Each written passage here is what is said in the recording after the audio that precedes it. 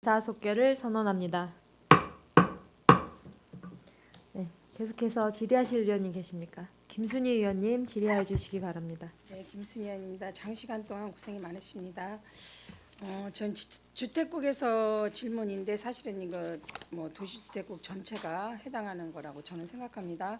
여기 보면은 지역 건설 산업 활성화 지원 추진 내용을 제가 지금 한번 들여다봤습니다. 일반 건축물 공동주택 현장 화양지구에 많이 있어요. 여기에 보면은 평택시 평택 지역 건설 산업 활성화 조례에 보면은 그 대형 건설사가 건설을 할 때에는 지역 건설업체의 참여를 적극적으로 유도하는 거, 적극적으로 참여하게 돼 있고, 공공도급에서는 한 49에서 50% 정도, 하도급도 50% 이상을 저희가 현장에서 같이 뭐 건설 장비나 적극적으로 지원하도록 되어 있는데, 혹시 평택에 저는 지금 제가 알기로는 공공도급이나 하도급이 뭐 20% 이상을 넘지를 않는 것 같은데, 이 통계는 어떻게 저기 주택국에서는 이거를 가지고 계신가요? 네, 주택과장님이 네네. 답변드리겠습니다. 저희 그 지역 건설산 활성화 관련해서 이 조례를 갖고 있고요. 지금 부서를 이제 주택관 내에서 이제 건축사업 지원팀에서 전담해서 운영을 하고 있습니다. 이제 주 내용은 지금 현재 보면 이제 시에서 발주하는 공공공사 같은 경우는 대부분이 지역 거를 많이 씁니다. 그런 공사들이 대부분 토목공사들이 대부분이다 보니까 기계나 장비나 뭐 업체들도 많이 쓰고 있는데, 민간공사 같은 경우가 이제 지역 업체가 많이 못 들어가요. 그러다 보니까 이제 평택에 지금 현재 보면은 대형 건설 현장이라고 하는 거 아파트라든지 지금 현재 짓고 있는 삼성이라든지 아니면 아까 얘기 나왔던 코스트코라든지 이런 대형 건설물에는 민간공사 현장이다 보니까 지역 업체가 많이 못 들어가서 민간공사 현장을 위주로 현재 지금 저희가 지원 업무를 하고 있다는 말씀드리고 있고요. 그러다 보니까 지금 현재 보면은 아까 지금 현재 공공공사와 틀리게 민간공사 현장 같은 경우는 참여율이 좀 상당히 떨어집니다. 그 이유는 뭐냐면 이제 말 그대로 이제 공사 부분에 대해서, 그러니까 아파트 같은 경우 보면은 워낙 규모가 크다 보니까 그거를 할 수 있는 그 전문공사 하도급 업체들이 실제 평택에서는 별로 없거든요. 그러다 보니까 실적은 떨어지는 게 사실이고요.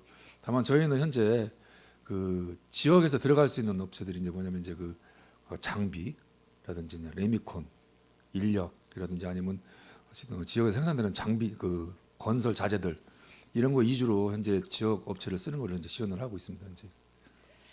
제가 그 요새 그 화양지구에 그 건설 현장이 엄청 많잖아요. 다른 데보다 좀 많은 것 같은데, 제가 그 안중 쪽에 크레인, 대형 크레인이나 소형 크레인들 가지고 계신 분들의 민원을 제가 받았는데, 이제 민원을 받았기 때문에 제가 또 말씀드릴게요.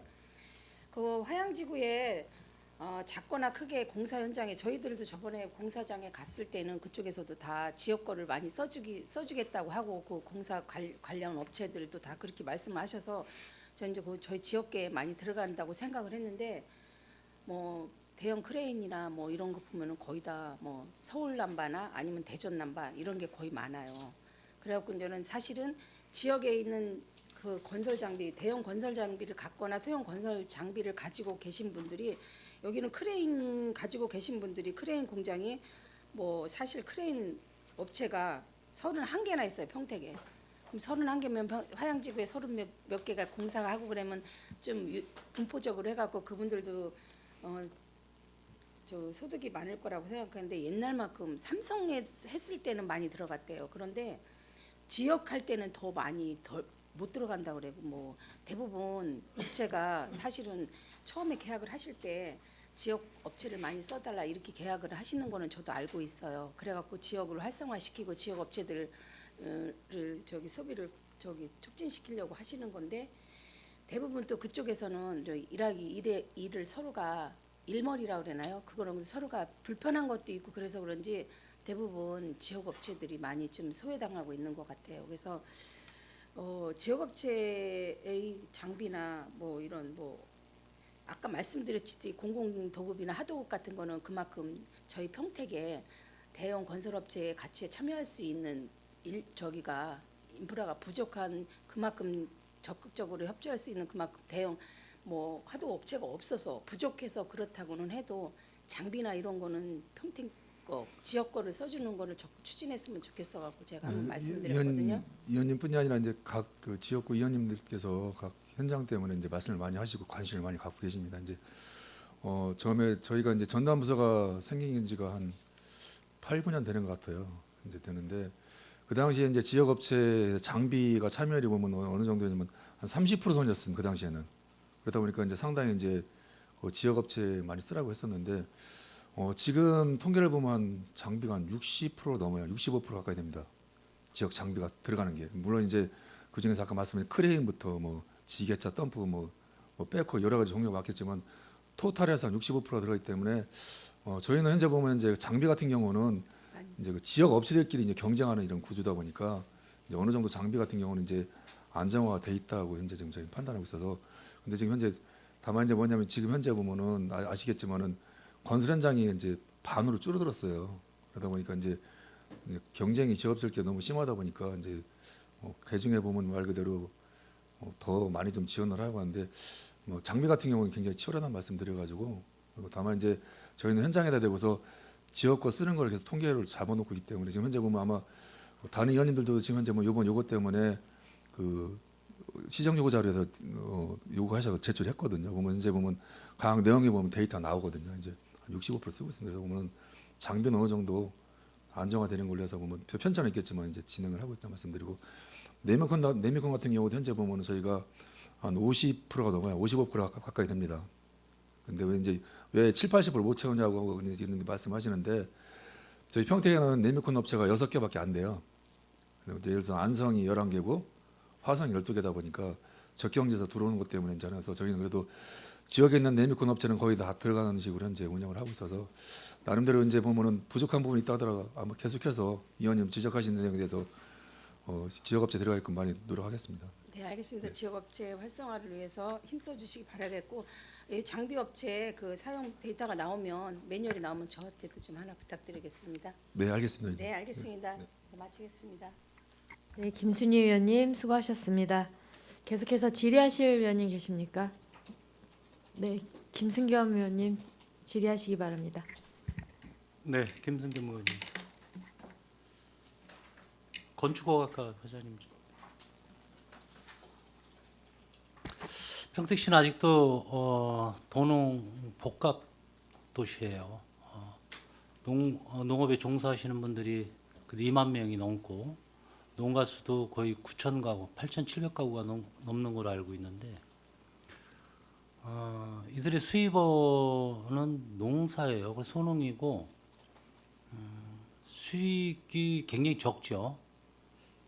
적고 정부의 어떤 양국관리법이 좀 통과가 되고 쌀 가격이 좀 안정이 되면 그나마 좀 괜찮을지도 모르겠습니다. 통과되리라고 저는 생각을 하는데 평생 농사만 지라는 법은 없어요. 이분들이 가지고 있는 거는 조그만 땅이거든요. 그러면 다른 시설을 할 수도 있겠고 또 가공업도 할 수 있겠고 여러 가지 사업을 전환해서 농사에 관련돼서 할 수도 있다라고 봅니다. 근데 어떤 가공업을 하려면 허가를 받아야 돼요. 정부의 농지법 때문에 발목을 잡고 있는 게 사실입니다. 근데 지금 신청권이 꽤 있지요. 네, 자료 제출한 대로 농업 가공시설은 좀 있는 걸로 알고 있습니다. 그게 이제 우량 농지이고 또 여기에는 농지법이 아주 가로막고 있습니다. 어떻게 보면은 농민들한테는 악법일 수도 있어요. 근데 제가 말씀드리고 싶은 거는 창고 허가는 납니다. 농지를 보호하기 위해서는 창고 허가도 내주면 안 돼요. 이미 농지로서 우량 농지로서 그 운을 다 한 거예요. 그럼 거기에 가공시설을 동시에 같이 내주면 되는데 안 된다는 것이죠. 근데 제가 농지법을 찾아보니까 32조 제1항의 단서는 가능하다고 돼 있어요. 또 시행령에도 돼 있고 제29조 제2항에도 농기계 보관 수리시설, 농산물의 건조, 선별, 포장, 가공 시설까지 들어가 있어요. 네, 그렇습니다. 예. 근데 규모가 문제지. 땅의 넓이 3만 제곱미터 이하는 가능하다라고 돼 있어요. 농지법에. 시행령에도 그런데. 근데 이렇게 허가가 득하기가 어려운 이유가 어디에 있습니까?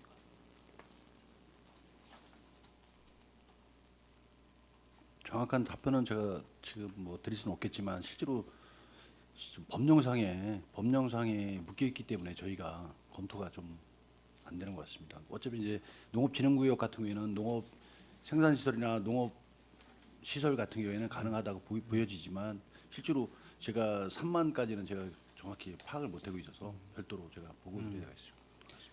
그 도시 시설로 수용이 돼서 불가피하게 이전을 하게 돼서 준비를 하는 와중에 이런 민원들이 꽤 있어요. 뭐 시의원이 할 수 있는 일이 아니잖아요. 법에서 못하면 안 되는 거지.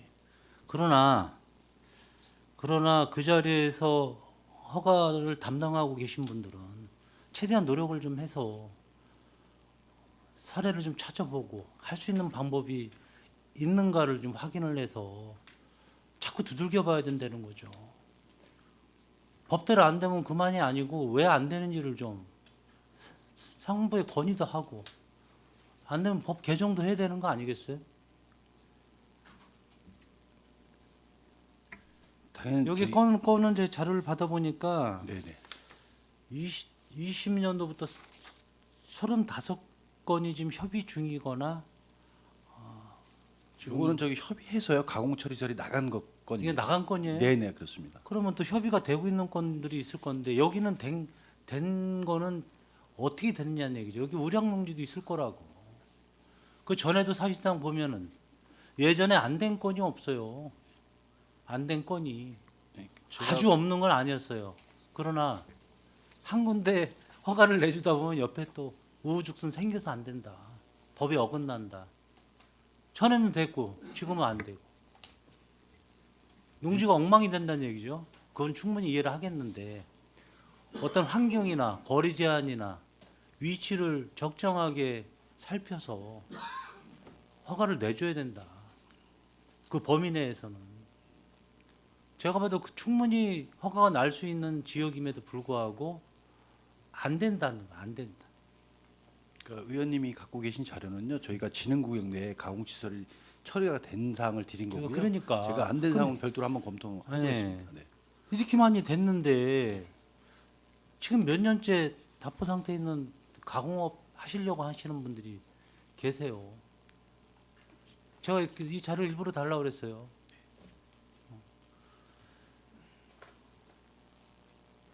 뭐 이유야 충분히 있겠지만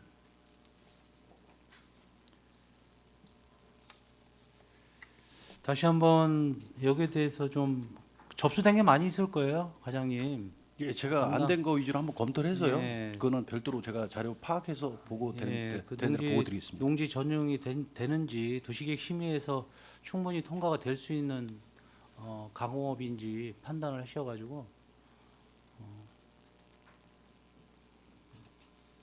시설을 하시려는 분들의 그 어떤 가름막이 되지 않도록 네, 최대한 알겠습니다. 좀 더 네. 노력을 좀 네, 해주시기를 주의하겠습니다. 네. 부탁을 드리겠습니다.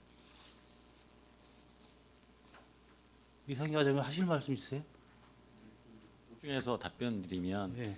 이제 그 도시계획위원회 분과위원회도 이제 관련해서 이제 좀 심의 요청 들어오는 건들이 있는데 일반적으로는 지금 말씀하신 것처럼 농업진흥지역 내 그 농산물 가공시설이 법적으로는 가능하도록 돼 있는데 저희한테 민원 들어오는 게 이제 그 지금 현재 그 직접 농산물 그러니까 국내에서 생산되는 농산물의 가공은 농업진흥지역에서 가능한데 수입 농산물에 대한 가공은 이제 농업진흥지역 안에서 제한을 받고 있는 걸 알고 있는데 그래도 그런 부분들 때문에 농민들 입장에서는 이제 직접 농산물에 한해서만 이제 그게 허용되다 아니 그러면 허가 내줘야 돼요. 내 전답에다 내가 콩 키워서 된장 공장 하려고 했는데 왜 안 돼요? 말 잘하셨네. 네, 외국 농산물에 대한 부분이 규제가 아니, 외국 있어서 농산물 1%도 안 켰어요. 네, 그런 그럼 허가를 부분이- 내 그럼 되잖아요. 왜 안 돼? 아니 그러니까 그런 부분들에 대한 민원이 있었다는 말씀을 드리고요. 네. 지금 이제 건축가님 말씀하신 것처럼 이제 세부적인 허가 사항은 이제 별도로 검토를 해야 되기 때문에 아무튼 저희한테 이제 들어왔던 민원 내용도 이제 그런 내용들이 있었다는 말씀을 좀 드리고 싶었습니다. 네. 도시계획하고 협의하면 되겠네요. 저희가 자체적으로 일단 검토하고요. 네. 도시가 필요하면 다시 이상 검토해가지고 과장님은 보고 긍정적이잖아요. 긍정적이잖아요. 좀 그런 피해 어떻게 보면 피해예요, 피해. 그 처리가 안 된 그 사항에 대해서는 저희가 한번 확인을 해가지고 네. 어떤 사유 때문에 안 된 건지 네. 그거 한번 별도로 말씀을 드리도록 하겠습니다. 네. 우리 그 토지 정보과 제가 자료 요청 한 가지 마지막으로 뭐 이건 이해 충돌이 안 됐으면 좋겠습니다. 공인중개사 행정처분이 표시광고 위반으로 23년도에는 111건 1억 7,500만 원 과태료 시에 납부했습니다. 공인중개사가 1,887개소예요. 24년도에는 116건 7,100만 원, 25년도 지금 4월 말로 23건이에요. 제가 왜 이 말씀을 드리냐면 과장님께서 지도 감독을 잘하신다. 잘하고 계신다. 이렇게 이분들 나름대로 또 민원이 있겠지만은 이게 이렇게 줄어야 돼요. 그렇다고 행정적으로 편리 봐주신 건 아니잖아요. 네, 그렇습니다. 예. 이렇게 계도하고 홍보해가지고 이런 과태료권이 사실상 없어야 된다는 얘기죠. 뭐 시장 상황이 바뀌어가지고 정보가 늦어서 어쩔 수 없이 표시광고 위반을 하는 경우도 많이 있는데 아마 공인중개사들은 제가 늘 얘기를 하지만은 이 평택시의 홍보대사예요. 자기 수익 창출을 위해서 사업을 하고 있지만은 우리 도시가 확장되는 면에서는 굉장히 많은 홍보 역할을 하고 있어요.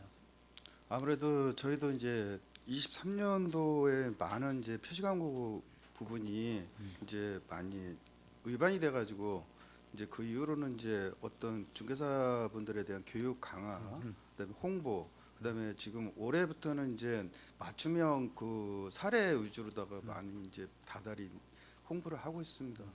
그렇기 때문에 이제 표시광고는 어떻게 보면은 단순한 그런 상황이기 때문에 지속적으로 더 강화시켜서 좀 관리하겠습니다. 그래서 교육을 좀 더 홍보를 해서 지금 4월 말에 26건이거든요. 올해 12월까지 30건이 안 넘을 수 있도록 계도 홍보를 좀 잘 부탁을 드리겠습니다. 네, 알겠습니다. 고생하셨다는 말씀 드리려고 그랬어요. 네, 감사합니다. 이상입니다. 예, 김승겸 의원님 수고하셨습니다. 이제 앞서서 의원님들께서 질의를 전반적인 틀에서도 해주시고 또 세부적인 각 과별로 어떤 질의를 중점적으로 해주셨는데 제가 중복되지 않는 범위로 해서 작은 사항들 두 가지만 말씀을 좀 드릴게요. 그 우리 주택가에서 5개 광고물 관련해서 관리를 하고 계신 거죠? 예, 그렇습니다, 위원장님. 예.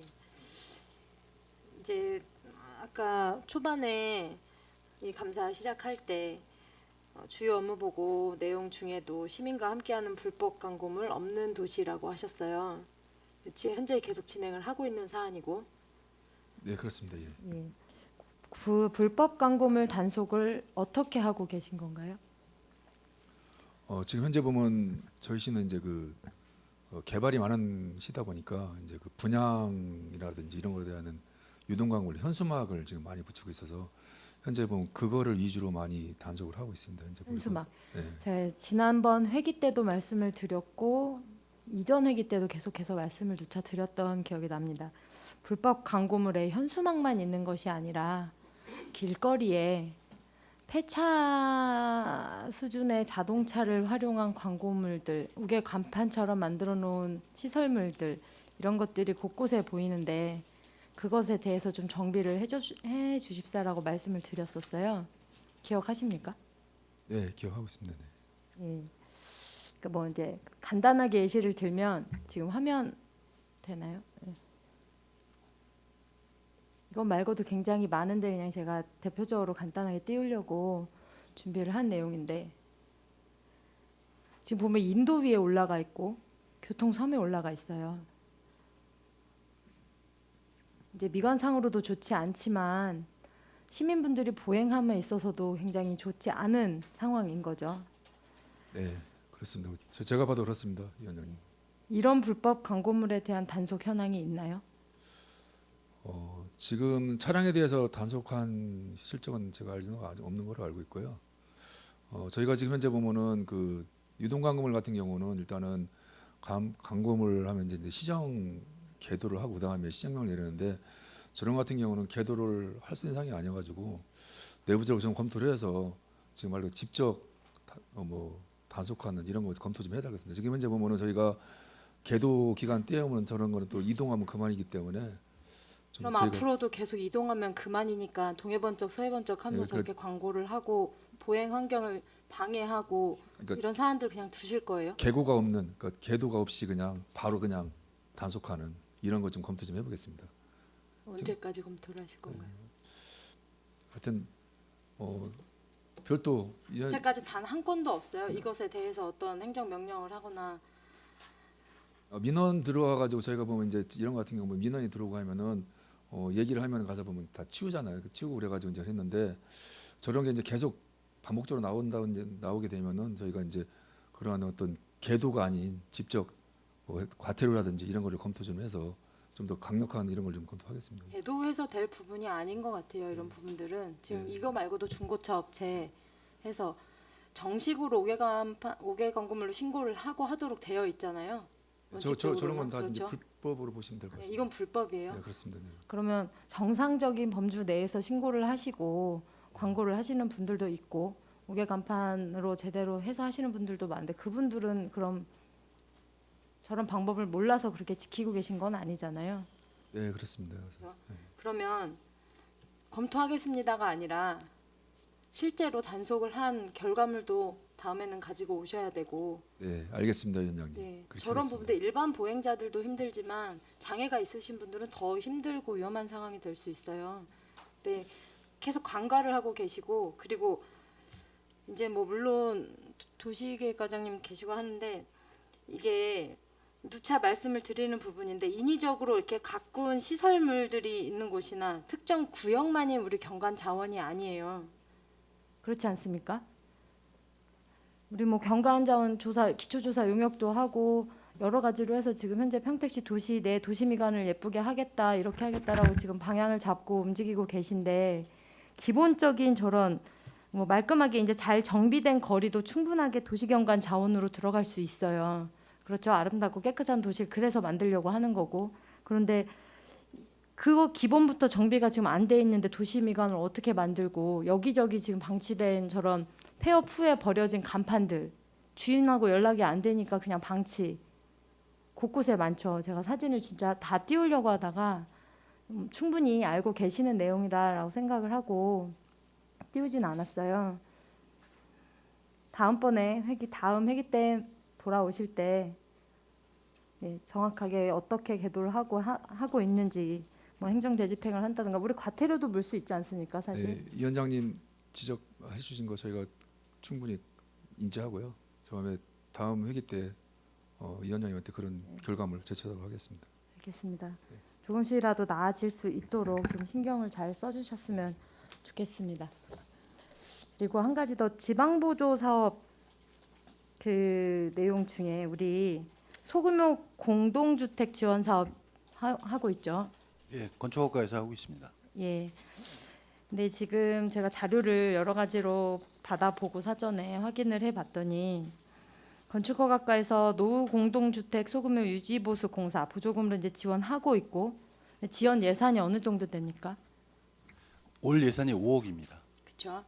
지금 제가 3개년치를 좀 확인을 했는데 22년도에 7억 9천, 23년도에 5억 2천, 24년도에 지금 말씀하신 금액 이렇게 해서 나가고 있어요. 그렇습니다. 근데 이제 22년도에 뭐 제2빌라 해갖고 88개소, 이 빌라 등 88개소 해갖고 보조 사업자로 해서 소규모 공동주택 지원 사업 진행했는데, 23년도에 자체적으로 감사 과정에서 지적받으신 사안 있으시죠? 사업 계획서 검토 소홀하고 보조금 관리 통장 관련해서 맞습니까? 정확히 제가 파악을 못하고 있어서 죄송합니다. 감사 지적받은 사항을 파악을 못 하신다고요? 산출 내역이 잘못됐거나 부적절한 사업 계획서 제출했을 때는 이제 보정하고 그 좀 시정하고 해갖고 서로 보완해서 다시 계약을 할 수 있도록 해줘야 되고, 그 미흡한 산출 내역대로 그대로 인정하는 상황이 생기면 안 되는데 그거대로 그냥 교부 결정을 해서 진행을 해서 지적을 받으신 게 있어요. 맞으시죠? 네. 그리고 한 명의 대표자가 여러 개 빌라를 소유하고 여러 건으로 보조금 신청을 했는데 보조금은 한 통장으로 해서 들어가서 집행이 되고, 그럼 이게 어느 건물에 어떻게 보조금이 사용이 됐는지 관리가 됩니까? 실제로 관리가 안 돼서 또 지적 받으셨죠? 예, 근데 지금 현재를 말씀드리면요, 그 다 수정이 돼가지고 저희가 이제 그 신청을 이제 처음에 접수를 받게 되면은 저희가 그 신청 대상자로 해서 저희가 평가표가 별도로 작성이 돼 있어서 평가표를 받고요. 거기서 이제 평가표에 의해서 저희가 내부적으로 채점 기준을 뒀습니다. 그래서 채점 기준을 둔 다음에 그 빌라 그 선정이 되게 되면 공사를 다 시행하시고 저희 그 통장을 저희한테 제출하시면 저희가 그 자부담이 좀 600만 원 이상일 경우에는 자부담이 부과되는 게 있는데 거기에 통장에 그 마을 통장에 그러니까 그 공동주택 그 입주자 자부담 통장 금액하고 저희가 그 통장에 입금해서 업자한테 지불한 것까지 저희가 확인을 하고 정산을 하고 있거든요. 그게 수기로 하는 것이 아니라 네네. 보조금 프로그램으로 집행을 하도록 되어 있죠. 저희가 이제 그렇게 정산이 끝난 다음에 저희가 받는 거는 실질 증빙 서류를 받으시는 거고. 네네 세금 그 계산서 별도로 끄는 걸 받습니다. 최종적으로. 좀 전에 제가 말씀드렸던 내용들은 22년도에 지급이 돼서 23년도에 감사 지적 받은 내용이었고, 네네네. 그런데 24년도에도 네. 거승빌라 포함해갖고 52개소 지원 사업 했는데 46건 지적 받으셨어요.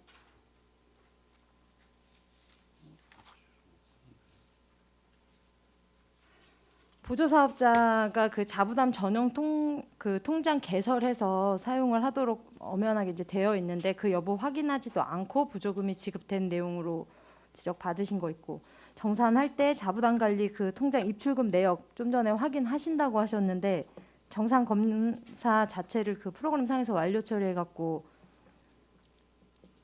32건이 자부담금 집행 내역 확인조차 할 수 없는 상황이라서 지적을 받으셨어요. 그러니까 제가 지금 말씀드리고 싶은 건 뭐냐면, 이게 예산이 규모가 크든 적든 시민 혈세로 지원하는 내용이지 않습니까? 네 그렇습니다. 그렇죠? 근데 이게 지금 관리가 안 되는 상태에서 어떻게 사후에 어떻게 사용이 되었는지 전혀 내역이 확인되지 않는 상황에서 이렇게 계속 지출이 되면 이게 옳은 행정 처리가 맞습니까?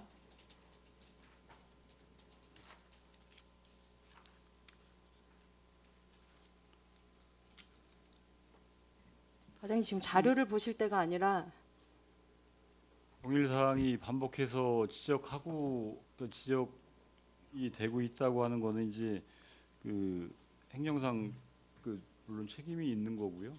분명히 잘못된 부분입니다. 그거는 위원장이 말씀하신 거는 저희가 그 보조금 집행 감사 결과를 내용을 보고 담당자들하고 이제 같이 논의를 하고 그걸 분명히 내용을 주지를 시켜서 같은 내용이 반복되지 않도록 충분한 교육을 시키도록 하겠습니다. 매번 이제 교육을 하는 것으로 끝날 것이 아니라 지적 횟수가 줄어야죠. 뭔가 피치 맞습니다. 못할 사유가 있어서 어떠한 보조금에 대한 부분이 기간 안에 정리가 안 되는 상황이 될 수는 있다고 생각을 해요, 현실적으로. 그렇지만 최대한 그것을 줄일 수 있도록 계속 독려를 하고 담당자 체크를 하고 알려주고 해야 되는 상황이잖아요. 예, 맞습니다. 신청서 하나 제출했다고 해서 요건에 맞으니까 집행하고 결과에 대해서는 나몰라라는 상황이 되면 안 되는 거죠. 그러면 그걸 물론 그러신 분들이 거의 없겠지만 악용하는 사례도 충분히 생길 수 있고, 네. 그렇죠? 이게 계속 반복되어도 개선 사항이 전혀 안 나오는 상황이라 그러면 이거는 관리 지침이 뭐 무의미하다라고 인식이 될 수밖에 없어요. 하는 척만 하면 돼. 이런 식으로밖에 인식이 될 수가 없어요. 네, 알겠습니다. 그 저희가 그 담당자하고 관련 부서 교육을 실시를 하고 재발되지 않도록 그 엄중히 조치를 하도록 하겠습니다.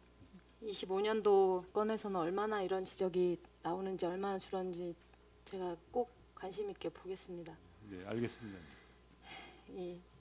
계속 말씀을 자꾸 반복해서 드리게 되는데 감사해서 이제 의원님들이 매 회기마다 말씀하시는 부분들이 계속 반복적으로 지적되는 부분은 조직 전체가 좀 한번 고민을 해봐야 되지 않나 싶습니다. 이게 그때만 임기응변으로 예 검토하겠습니다, 확인하겠습니다 이렇게만 넘어간다고 하면 평택시 자체도 발전이 없다고 보이는 상황인 거죠. 시민들이 보기엔 계속 답답한 상황이 되는 거고. 그래서 이제 뭐 과장님들이나 우리 국장님 평소에 열심히 업무해 주시는 거 알고 있는데 그래도 한 번에 없앨 수 없는 내용이더라도 건수 좀 줄여 나가고 근본적인 문제를 좀 인식해서 무엇이 문제인지 파악을 좀 하셔갖고 줄여 나갈 수 있도록 제발 부탁을 좀 드리겠습니다. 네, 알겠습니다. 네, 그리고 계속해서 질의하실 의원님 계십니까? 네, 이관우 의원님 질의해 주시기 바랍니다. 이관우 의원입니다. 정말 많이들 필요하신 것 같아요. 아이고 좀 일단 제가 질의는 그동안 자료 요구한 부분에 대해서 그 부분만 좀 감사하는 부분으로 좀 질의 드리겠습니다. 먼저 제가 건축학과하고 그 출장소 건축농지과 안출 송출에 대해서 자료 요구를 한 게 있었어요. 갈등 유발 시설 사전 고지 이게 계속 지적 사항이었는데 올해 보니까 4가지 방법에 대해서 아주 철두철미하게 잘 처리를 하셨더라고요. 그래서 정말 약간의 지적 사항이 있나 해서 봤는데 너무 깔끔히 잘 처리해 주신 것에 대해서 좀 감사하다는 말씀을 먼저 드리겠습니다. 다음 자료 요구한 거에서 주택가과 한번 보겠습니다. 우리 평택시 미분양 해소 방안에 대해서 좀 질의 좀 하겠습니다. 2025년 우리 3월 기준으로 우리 경기도 전체 미분양 주택이 얼마나 되죠? 네, 주택과장이 직접 답변. 아까 오전에 국장님이 말씀드렸는데 자세한 사항은 제가 말씀드리겠습니다. 저희가 그 3월 5일자 기준으로 해서 이제 미분양 관리 지역으로 지정됐고요. 그때 당시 이제 5,600세대 정도로 기억을 합니다. 그리고 이제 그 전 달이 이제 6,400세대 정도로 현재 그 상태였고요. 5,600세대 갖고 저희가 이제 뭐 미분양 관리 지역으로 지정됐던 상황이 되겠습니다. 그러니까 미분양 관리 지역으로 우리가 지정이 되면 거기에 따른 우리 불편함이라 그래야 되나 우리가 어떤 부분에서 좀 제약을 받고 있나요? 일단은 그 주택보증공사인 허그에서 이제 그 우리 PF를 일으키려고 하는 주택 자금할 때 보면은 좀 들여다보게 됩니다. 그러다 보니까 이제 아무래도 이제 분양 시장이 좀 그러니까 PF 자금이 좀 강화되다 보니까 분양 분양가 시장이 좀 어려워지는 상황이 심사라든지 있습니다. 보증 발급이 좀 까다로워진다는 얘기죠. 네, 그렇습니다. 우리 그러면 정부에서는 미분양 대책에 대해서 여러 방안을 대책을 내놓았잖아요. 근데 이제 평택시는 수도권이라는 이유 하나에서 많이 적용해서 제외되는 부분이 있어요. 그에 따라 우리 평택시에서 우리 미분양 해소 방안에 대한 좀 강구한 부분이 있으면 좀 말씀해 주시기 바랍니다. 저희가 그 이제 전체 그 현재 이제 아파트 세대의 2% 아까 국장님이 설명을 드렸는데 그게 이제 4,000세대입니다. 저희가 4,000세대 이상의 미분양 세대가 나오면 저희는 미분양 관리지역으로 되는데 아까 말씀드렸듯이 저희가 6,400하고 이제 3월달 기준으로 5,600 할 때 그때가 이제 4,000세가 넘어가 저희가 미분양 관리가 됐고요. 현재 지금 이제 5월 말 기준으로 저희가 이제 미분양 관리 그 미분양 세대가 한 4,400세대입니다. 그러니까 지금 있는 세대에서 400세대만 떨어지면 저희는 미분양을 해제되는 요건을 갖추고 있는데 다만 이제 보면 현재 이 상태에서 저희가 지금 현재 보면은 새로 이제 분양하는 주택들이 계속 나오고 있거든요. 그래서 이제 작년 같은 경우는 저희가 한 12,000세대를 분양을 하다 보니까 그게 나중에 이제 뭐 한 연말에 한 5,000세대가 몰리면서 미분양 관리지역이 됐는데 지금 같은 경우 현재 지금은 그 분양 시기를 좀 조정을 하고 있습니다. 그러다 보니까 지금 현재 좀 떨어지고 있고요. 그래서 지금 현재 분양 시기가 조정하다 작년보다 저희가 분양 물량이 한 반 이상으로 줄어들기 때문에 저희가 일단은 분양 시기 조정을 통해 가지고 미분양 지역 관리 지역 해소를 하고 있고, 저희가 이제 예정상으로는 올 하반기 되면은 분양을 한 거 같이 하더라도 아마 4,000세대 밑으로 떨어지지 않을까 이제 예정을 하고 있습니다. 그러다 보니까 이제 저희가 지금 현재 중앙에서 갖고 있는 이제 장기 미준공 이제 악성 미분양 주택이 없다 보니까 저희는 일단은 중앙 정부에서는 저희 평택시는 일단은 지원 사업 대상에서 일단은 제외시키고 있고요. 저희가 지금 현재 갖고 있는 이런 계획상으로 만약에 안 돌아갔을 때, 그때 하반기 때는 저희가 정부한테 같이 이제 지방처럼 악성 미분양이 발생하고 하면 때 저희도 같이 그런 세제 혜택이나 받을 수 있게끔 제가 요청을 해야 되는 이런 상황이 될 것 같습니다. 그러게 우리 평택시의 10만 호 미분양을 해소한다는 거는 어떻게 보면 또 자만이라고 할 수 있어요. 그래서 정부에서 지원하는 정책을 계속해서 우리가 요구를 해야 되는데, 뭐 세제 혜택 같은 것도 중요한 부분이고 여러 가지 일들이 있는데, 구체적으로 우리가 그럼 중앙정부에도 어떤 걸 요구를 했습니까? 그러니까 우리 2월 브리핑에서 우리 미분양 혜택의 빠른 조기 회복을 위해서 중앙정부에 협조를 구해서 이 분야 혜택을 해결하겠다는 그런 브리핑도 한번 한 적이 기억이 나요. 그러면 우리 중앙정부에다가 우리 평택시 미분양 사태를 어떻게 해결하기 위해서 정부에다 요구한 사례가 좀 있나요? 여쭤봅니다. 조금 전에도 위원님께서 설명드렸듯이 저희가 지금 현재 보면은 미분양 관리 지역의 해소 이렇게 벗어나는 바로 시점에 있는 시기다 보니까 현재까지는 아직까지는 그 중앙정부한테 요청하는 것 이런 것들이 현재 지금 검토는 아직 안 해봤고요. 지금 아까 말씀드렸듯이 저희가 현재 계획 플랜 갖고 있는 올 하반기까지 말 그대로 미분양 관리 지역에서 해소가 안 됐을 경우는 저희도 그 악성 미분양이 생길 가능성이 높거든요. 그때 되면 저희가 지금 말씀하시는 그런 내용들, 그러니까 정부 취득세라든지 이런 어떤 세제 혜택이라든지 이런 것들을 지방과 같이 건의할 수 있는 요건이 되는데, 아직까지는 저희가 악성 미분양을 갖고 있는 시가 아니다 보니까 현재 중앙정부에서 갖고 있는 이런 대상까지는 안 돼 있어가지고 우리 아직은 평택시는 미분양 관리 지역으로 지정은 됐지만 위험하지 않다는 의견이잖아요. 정부에서 갖고 있는, 정부가 이제 보면 지원하고 있는 기준에서 저희가 아직 들어가 있지는 않은 이런 말씀을 드리겠습니다. 아니, 타 시도에서 이런 문제가 발생하면 정말 뭐 협의체로 구성을 하거나 뭐 여러 가지 좀 뭐 대책을 좀 마련하고 있어요. 근데 우리 평택시는 너무나 그러니까 긍정적인 요소만 계속 발설하고 하반기 때는 이 주택 문제가 다 해결될 거라 그런 뭐 의견만 내놓고 있는데, 또 일부 부동산 시장에서는 상당히 좀 어렵게 보고 있거든요. 그런 부분에서 좀 철두철미하게 좀 관리가 좀 필요할 거라고 보고 있습니다.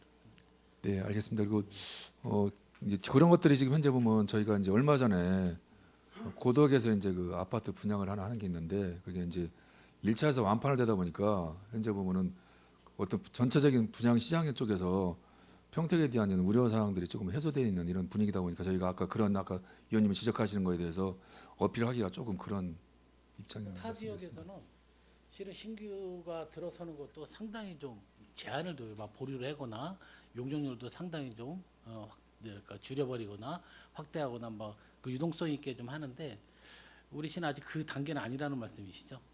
예, 그렇습니다. 아무튼 우리 그 미분양 주택에 대한 부분 잘 관리해서 많은 지금 뭐 평택시도 경제가 썩 좋지 않는데 그런 사태가 복합적으로 다가오지 않게 해주시기 바라겠습니다. 예, 의회하고 같이 공유하면서 네네. 풀어나가겠습니다. 네. 아까 우리 유종아 위원장이 말씀하신 얘기에 뭐 내용은 좀 다르지만 그래도 우리 간판에 대한 부분 좀 지적을 좀 하고 싶습니다. 그래서 실은 이것도 자료 요구한 사항인데, 화면으로 띄우기에는 또 개인적인 또 신상에 대한 이것도 있으니까 자료를 우리 국장님하고 과장님 좀 공유 좀 해주셨으면 좋겠습니다.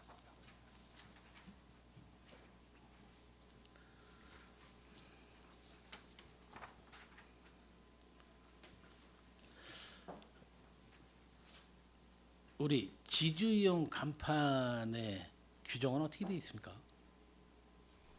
지금 말씀드린 용어 그대로입니다. 이제 땅에다가 예. 이제 골조를 세워가지고 이렇게 세우는 걸 지주형 간판이라고 하고 있습니다.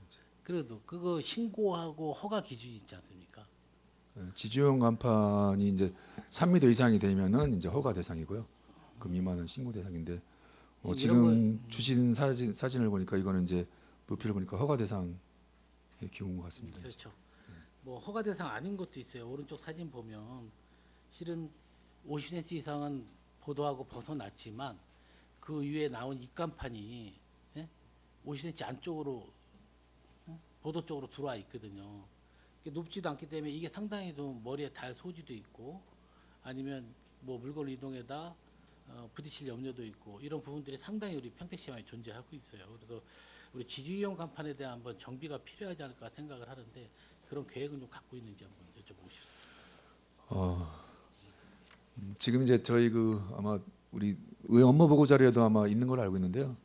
지금 현재 보면 저희가 이제 그 평택시 전체 구도시에 보면은 상당히 의원님 말씀하셨듯이 어떤 이제 허가를 안 받은 불법 이런 지주용 간판부터 고정 강물이 많아가지고 올해 지금 저희가 중점을 하고자 하는 게 뭐냐면 이제 지금 고덕 신도시가 새로 조성되는 신도시다 보니까 현재 보면은 기존 도시의 90% 가까이 이제 불법이라고 하는 오명을 씻기 위해서 저희가 송출하고 같이 해서 현재 보면 이제 고덕 신도시에 이제 올 내에 간판 합법화를 90% 이상을 만들려고 합니다. 그래서 이제 그걸 만들어서 이제 보면 말 그대로 그게 다른 지역으로 퍼지는 거를 지금 진행하려고 하는 게 이제 역점적으로 할 거고요.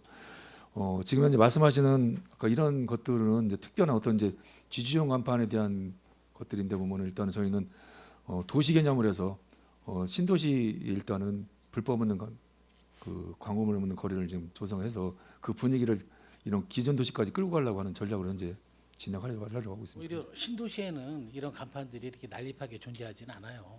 이제 구도심, 도시형의 좀 도시형 구도심에 많이 존재하고 있는데 이게 도시 미관도 상당히 해치지만 안전에도 많이 문제가 되고 있잖아요. 네, 주신 사진 보니까 그쵸? 그렇습니다, 의원님. 네.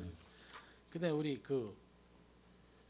트럭을 이용한 지주 간판 사례가 있잖아요. 이게 이제 태평 아파트 쪽에 가끔 있어서 민원이 들어오고 하는데 그 부분에 대해서 이제 단속이라든지 제재 부분은 분명히 좀 필요할 것 같아요. 이게 뭐 아까 다른 쪽으로 차량을 위해서 광고하는 것도 이동이 편리하니까 단속 나가기 전에 딴 데 이동을 하겠지만 이 지주용 간판 사례는 몇 톤 차역에 어마어마한 큰 트럭에 그 광고를 이렇게 해서 하는데 상당히 좀 위협적이고 만약에 이게 바람이 태풍이나 불고 넘어지면 대형 사고로도 유발할 수 있는 그런 소지가 다분히 있는데 이걸 정말 우리가 허가를 받아서 저 트럭 광고를 하고 있는 건가 그런 의심이 좀 들고 있습니다. 그래서 유정아 위원장님이 지적했던 내용하고 이제 비슷한 내용인데요. 이게 이제 법으로 보면은 이제 차량에 이제 등록돼 있는 넘버 번호가 있어요. 이게 차량이용 광고물로 해서 그런 말 그대로 보면 이거는 권한은 말 그대로 차량을 등록한 시군에서만 할 수 있는 권한이 있는데 이렇게 운영을 하다 보니까 아까 유정아 의원님 말씀했듯이 뭐 일반 이런 시민들은 이거 모르잖아요. 그래서 보면 저희가 이런 걸 떠나서 법을 떠나가지고 내부적으로 아까 말씀드린 별도로 계획을 수립해가지고 뭐 지금까지 어떻게 했냐면은 이런 거 나오면은 해당되는 그래서 아산 거 아산에다가 과태료 이렇게 보내고 이랬는데 보면 그쪽에 차 없다고 이런 게 생겨가지고 할 수가 이동 다니고 하다 보니까 이런 걸 이용하고 했었는데 아까 말씀드렸듯이 저희가 별도로 좀 한번 계획 세워서 직접 저희가 한번 할 수 있는 거 한번 광고를 해서 좀 그렇게 해볼 생각입니다. 그래 이거는 아까 이종화 위원장님이 말씀하신 부분하고 이미 상통은 하지만 그 크기면이라든지 안전에 대한 문제는 이게 상당히 좀 차원이 틀리거든요. 이 문제는 빠르빠른 대처가 좀 필요할 것 같습니다. 되게 위협적이에요. 또 보면 저 위원장님 숙제를 내주셨기 때문에 다음 회기 때 저희가 실적을 네네. 보고 드리도록 하겠습니다. 네. 수고하셨고요. 토지정보과 우리 토지정보과 정말 과장님 정말 수고 많으시고요. 네, 마무리하겠습니다. 우리 부동산 우리 쉽게 말하면 업을 하시는 분들이 평택시에 몇 개 업소가 있습니까? 네, 지금 현재 1,887개 업소. 빠른 진행을 위해서 이제 우리 민원은 한 해에 한 몇 건 정도 발생이 되고 있어요. 지금 24년 같은 경우는 이제 282건인데요. 저희가 이제 126건에 대한 45%는 이제 자체적으로 계도 종결을 했습니다. 그리고 업무 정지가 17건, 등록 취소가 3건 그렇습니다. 25년 같은 경우는 이제 업무 정지 3건이 되겠습니다. 근데 이게 보니까 이 건수가 퍼센트를 따지면 14, 5%가 되는 거예요. 상당히 많은 지적을 받았고 상당히 많은 뭐 과태료 처분도 받은 사항인데 그 원인은 좀 어디 있다고 봅니까? 아까도 말씀드렸지만 이제 그 중개사 이 중개행위를 할 때 이제 일반적으로 이제 표시 광고가 하고 있습니다. 표시 광고법이 20년 8월에 좀 강화가 되다 보니까 그 세부적으로다가 이제 조금만 이제 잘못하면 이제 과태료를 부과를 하게 됐습니다. 그러니까 실질적으로 의도적인 불법 행위가 아니라 네네. 많은 정책이 바뀌다 보니까 공인중개사분들이 그 정책을 미리 숙지를 못해서 불법 아닌 불법을 하게 되는 그런 경우가 많다는 말씀이시죠. 그 단순한 이제 그 표시 광고에 대한 뭐 지번이라든가 면적이라든가 이런 부분은 이제 그 잘못 기재를 한다든가 그런 네네네, 그런 경우들 부분이죠. 의외로 많습니다. 그런 게 우리 시는 의무 교육은 얼마나 1년에 몇 회 정도 하고 있어요? 저희가 이제 2년에 한 번씩 의무 교육을 하고 있고요. 자체적으로다가 이제 이런 사항에 대한 부분에 대해서 이제 상반기 하반기 이런 그 간담회식으로다가 하고 있고 그다음에 이제 저희가 이제 그 주요 사례별로 다 정리 좀 해서 이제 한 달에 한 번씩 저희가 이제 문자 알림 서비스를 좀 해주고 있습니다. 혹시 이런 잘못된 우리가 정보를 갖고 잘못된 또 지식을 갖고 중개업을 하다 보면 그게 고스란히 우리 주민 시민들에게 다가오는 경우가 있거든요. 우리 시에서도 좀 적극적으로 의무교육뿐만 아니라 추가적인 뭐 연수교육 같은 걸 한번 진행을 해보는 것도 좋지 않을까 생각을 합니다. 연수교육은 이제 뭐 2년에 한 번이라도 뭐 전년도에 이제 저희가 1,195명에 대해서 했고요. 올해는 이제 800명 연수교육에 이제 가장 많이 이제 일반 사항에 대해서는 이제 집중적으로 좀 교육을 좀 시키도록 하겠습니다. 근데 의무 교육이 아니라 자발적인 참여를 유도하는 교육 그런 교육을 많이 좀 진행시켜줬으면 좋겠습니다. 그 교육을 받음으로써 또 이런 불법 행위, 피치 못할 불법 행위가 이루어지는데 많이 근절에 가장 효과적인 대응 방안이라고 좀 생각을 합니다. 알겠습니다. 수고 많이 해주셨고요. 전 이상 질의 마치겠습니다. 위원님 질의 마치겠습니다. 네, 이관 의원님 수고하셨습니다. 그 이관 의원님 말씀하신 내용들 중에 미분양 건에 대한 상황들은 정말 좀 예의주시하고 미리 선제적으로 대응할 필요가 있다라는 점에서 한번 강조드리고 싶고요. 그리고 그 5개 광고물도 분명 아까 말씀드렸지만 분명히 5개 광고물 관리 그 관련법에 명시가 되어 있어요. 금지되는 그 광고물이라든지 과태료 부과 기준까지도 명시가 잘 되어 있고 시장이 직접 할 수 있고 또 위험한 상황에 대해서는 계도 조치나 이런 거 없이도 진행할 수 있도록 되어 있어요. 근데 우리 여태까지 단 한 건도 없었다는 것은 솔직히 잘 관리를 하지 못했다라는 생각이 들거든요. 그러니까 다시 한번 잘 검토해서 확인해 갖고 실적 챙겨서 네, 해주시기 알겠습니다. 안전한 위원님. 거리, 깨끗한 거리 만들 수 있도록 해주시기 바랍니다. 네, 계속해서 질의하실 위원님 계십니까? 네, 유승영 위원님 질의해 주시기 바랍니다. 네. 빠른 시간 내에 질의하도록 하겠습니다. 그 통복지구 저번에도 2024년도에도 행정사무감대대 지적 사항인데 그 소규모 한지로 인해서 그 건축 어려움이 있다. 뭐 주차장이나 여러 가지 있잖아요. 저도 뭐 가다 보면 그 현장을 뭐 수도 없이 보게 되는데 그 옆에는 지금 뭐 건설회사에서 아파트 짓고 있잖아요. 근데 그 바로 옆에잖아요. 그 부분에 대한 토지주들이 뭐 협의나 뭐 저번에 간담회도 하던데 그 부분에 대해서 뭐 진전되는 게 있어요? 도시계획과장 답변드리겠습니다. 말씀하신 것처럼 이제 통복지구는 이제 그 환지방식 도시개발 사업을 하면서 환지계획 수립했을 때 이제 상업적임에도 불구하고 이제 소규모 환지가 불가피하게 이루어진 부분이 있습니다. 그 부분 때문에 지금 이제 건축 행위를 하고자 해도 이제 주차장을 이제 설치하는 문제 때문에 건축 행위가 적극적으로 이제 이루어지지 못하고 있다는 이제 주민분들의 민원이 계셨고요. 그 부분에서는 지난번에 간담회를 하면서 이제 주민들의 건의 사항도 저희가 접했고. 이제 그 부분과 관련된 이제 대안은 지금 현재 이제 그 있는 획지 갖고는 사실은 이제 획지 규모가 작아서 이제 건축 행위가 하기 어려운 부분이기 때문에 그 부분은 이제 해소할 수 있는 현재로서 가장 해소할 수 있는 가장 적극적인 대안은 이제 현재 있는 그 획지 계획을 포함한 지구 단위 계획은 이제 변경하는 게 음. 가장 합리적이라고 판단하고 있습니다. 그래서 지난번에 주민분들한테도 이제 주민 제안을 통해서 기존의 그 도로를 포함한 기반시설까지 포함해서 이제 지구 단위 계획에 따른 지구 단위 계획에 대한 주민 제안을 해주시면 시에서 적극적으로 검토해서 그런 불편이 해소될 수 있는 방안을 찾겠다고 말씀드린 바 있고 현재도 그 정책 추진에 대한 의지는 그러니까 갖고 있습니다. 예, 뭐 지금 잘 말씀하시는데 제가 봐도 그래요.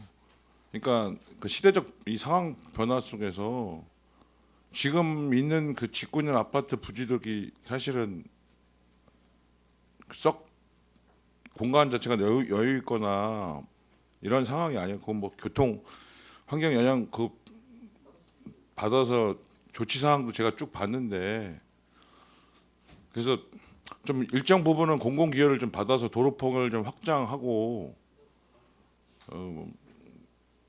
아파트라든가 다른 형태로 해서 지구 단위 계획을 변경을 통해서 좀 체계적으로 관리를 하고 오히려 좀 거기에 핵심 그 중심 그 축으로 그런 기능을 하는 게 오히려 바람직하지 않느냐.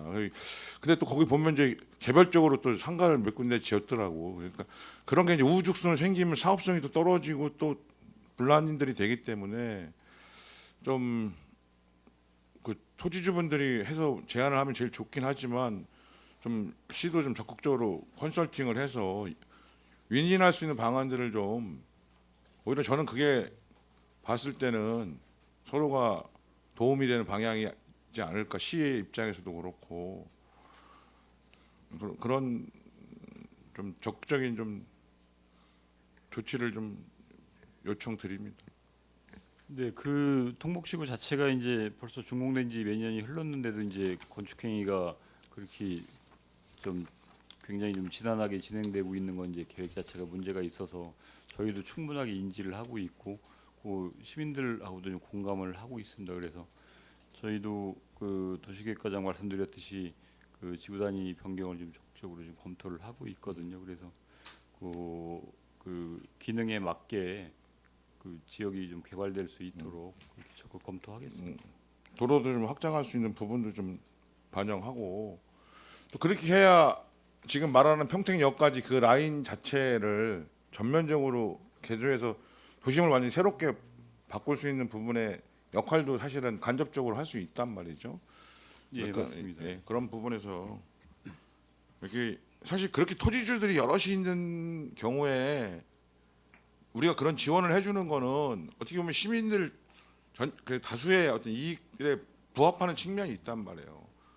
특정한 땅을 대규모를 한 사람이나 한 기업이 독점하고 있는데 거기다가 어떤 혜택을 주는 것들은 사실은 저도 조심스러운데 또 일부에서는 반대하는 면도 저는 있는데 그런 경우에는 또 오랜 동안 사업들 속에서 사실은 힘든 부분도 있었기 때문에 그런 거로 좀 말씀을 드리는 거고 간단하게 얘기하면 공공도시개발과 민간도시개발이 있는데 아까 우리 이관우 의원님도 말씀하셨지만 아파트 공급에 있어서 물론 민간 사업자들도 당연히 공급에서 분양성을 보기 때문에 관심 있게 보겠지만 시도 속도 조절이나 이런 부분들에서도 나름대로 판단을 해서 이게 뭐 해라 하지 말라 이게 아니라 우리가 갖고 있는 여러 가지 그 데이터나 저기로 봤을 때는 지금 시기에 있어서는 좀 조절이 필요하다고 하면 이런 개발 사업에 대해서도 일정하게 조율할 필요가 좀 있다는 거고 공공도시개발 사실 저는 문제의식이 뭐냐면 이게 지금의 뭐 시장님이나 지금의 우리 사업부서의 문제가 아니라 수년 동안 그렇게 약속들을 한단 말이에요. 어떻게 보면 속된 말로 하면 남발이야 남발.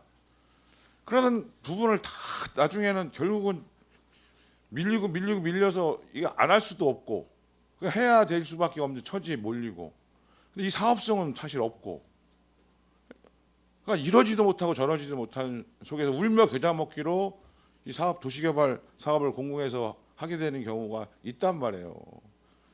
그래서 그런 부분에 대해서는 이 객관성을 가지고 공공성과 사업성들이 과연 부합하는 건지 그에 맞게 이게 가야지. 아니 도시개발 사업에서 그 돈이 그 누구 개인 돈이 아니잖아요 이게. 맞습니다. 가끔 그런 옛날에 시장님들이나 하여튼 우리 선출직들 뭐 저도 선출직이지만 그런 부분들에 대해서 진짜 신중하게 공약하고 정책을 추진해야 되지 않느냐. 이게 한 해 있었던 게 아니라 10년, 20년 속에서 이 묵은 것들이 했을 때 결과물을 보면 참, 그러니까 저도 하지 말라는 말도 못 하겠고 하라는 말도 못 하겠고 이런 것들이 사실 많단 말이에요. 현실은 분명히 굉장히 어려운 사업이라. 그럼 이제 방법은 그럼 사업성을 보강할 수 있는 방법을 고민해서 변경을 해서 추진할 수밖에 없는 상황이기 때문에 뭐 제가 특정한 사업직을 얘기하는 게 아니라 그런 말씀드리고 민간도 마찬가지고. 알겠습니다.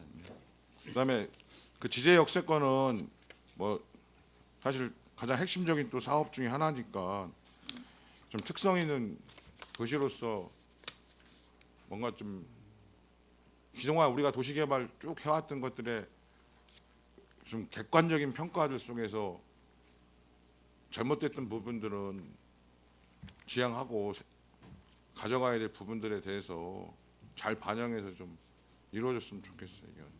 네, 그 공공주택 지구는 이제 그 마스터 플랜 MP 계획이 시작이 돼서 시도 거기 참여를 하고 있습니다. 그래서 담당 부서에서 그 회의 때 가서 이제 우리 시 의견을 충분히 개진하고 그 자체적으로는 또 이제 그 우리 내부적으로 TF팀을 구성을 해서 각 그 기반 시설별로 이제 필요한 사항들을 의견을 모으고 그 의견을 좀 반영시키려고 노력을 하고 있다는 말씀드리겠습니다.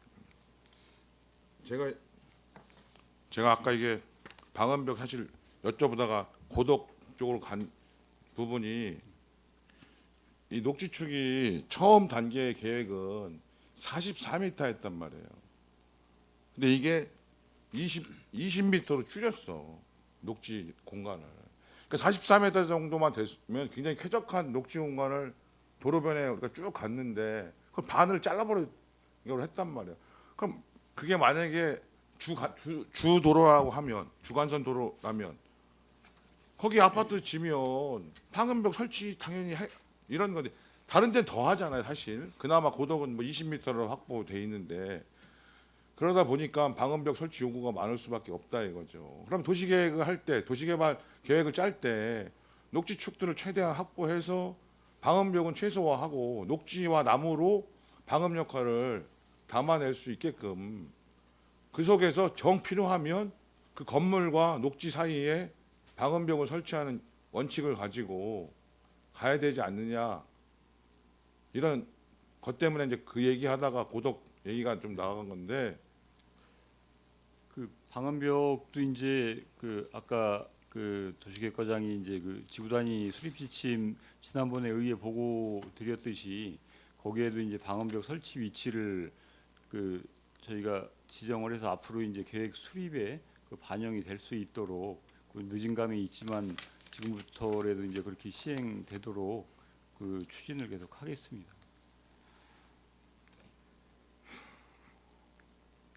그러니까 토지 이용 계획에 보면 공원이 원래 29%에서 처음 계획은 그 다음에 2014년도에 그 변경할 때 23%로 줄였어요. 자그마한 6%나 80만 제곱미터가 날아가 버렸어요. 공원도. 그런 면에서 이제 아까 말씀을 드렸던 부분이 하여튼 다시 또 말씀은 안 드릴 테고요. 그다음에 그 수의계약 현황 보면 다른 건 필요 없고 24년도, 25년도에 한 민간 도시개발 사업들 회계 검사 용역이 있잖아요. 용역 결과서 보내주세요. 자료. 네, 알겠습니다. 이거 우리 시돈으로 한 거죠? 네. 당연하겠죠. 그다음에 그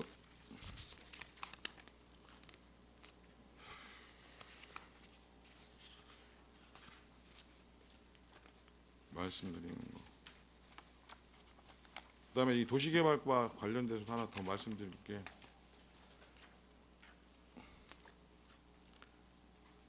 지금 그 도시개발과에서 미매각 채비지 중에 송담 지구의 그 초중학교 부지가 지금 송담 고등학교에서 업무 협약을 맺었잖아요. 네. 그리고 뭐 의회 승인을 받아야 이제 효력을 발생하는 건데 그 면적이 과연 다 학교 용지로 과연 가져가는 게 맞는지.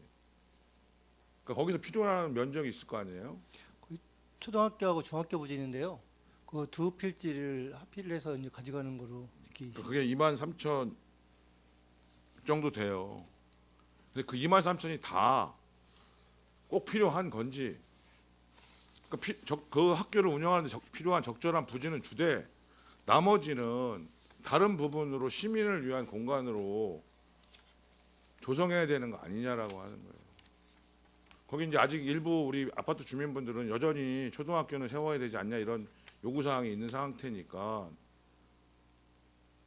무조건 다 그 학교에 필요한 시설만큼은 주는 건 저도 동의하는데 그걸 꼭 다 주지 말고 일정 부분은 시민들을 위한 공간으로 할 수 있는 부분도 좀 검토를 해달라는 거예요. 그 부분 팔 거잖아요. 일반 회계, 특별 회계에서. 네, 네. 그렇습니다. 네. 왜냐하면 그 고등학교가 가진 특수성이 있어서 그래요. 그리고 요새 학교들이 뭐 개방하지 않잖아요. 시민들을 위해서. 그 검토해서 나중에 결과를 보내주세요. 네, 제가 교육청소년과에도 얘기했어요. 그다음에 그 건축과 보면 마을 회관 건립을 위해서 시가 지원해 주는 게 2억이잖아요. 2억입니다. 2억이 언제부터 2억이에요?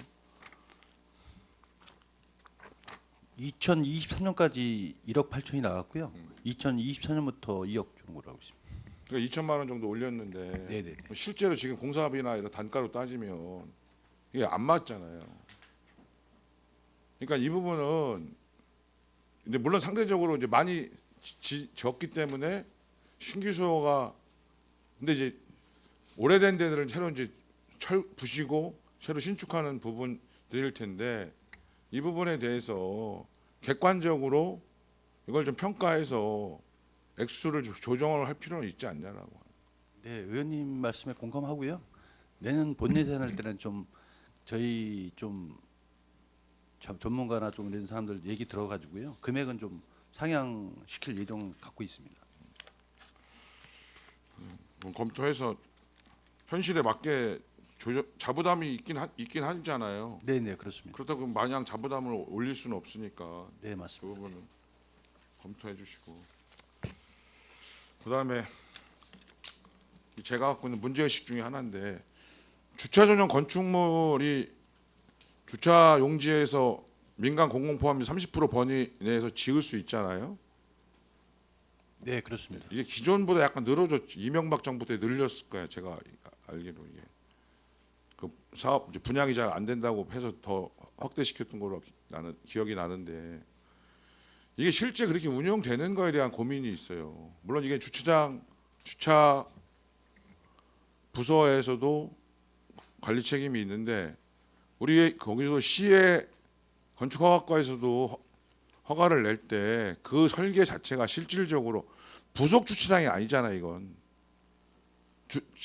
우리가 흔히 그러니까 주차장으로 사용할 수 있게끔 해주는 조건에 의해서 토지를 싸게 분양받아서 주차장의 30%를 짓게 해주는 거란 말이죠. 그러니까 그 용도에 맞게 설계가 돼서 들어오는지도 꼼꼼히 확인을 해야 된다 이거지. 실제로 그렇게 지어놓고 부속 주차장 쓴다면 사실상 그거는 편법이잖아요. 네, 요번에 저기 의원님이 말씀하셔가지고 자료 뽑는 과정에서 확인해 봤더니요. 저희도 인허가 과정에서 그 교통행위과의 협의를 봐서 실제로 처리하고 있는 건데요. 교통행위과에서 정확히 관리가 좀 안 되는 것 같아서 요번에 그 의회 끝나고 나면 교통행위과랑 협의 한번 해서요.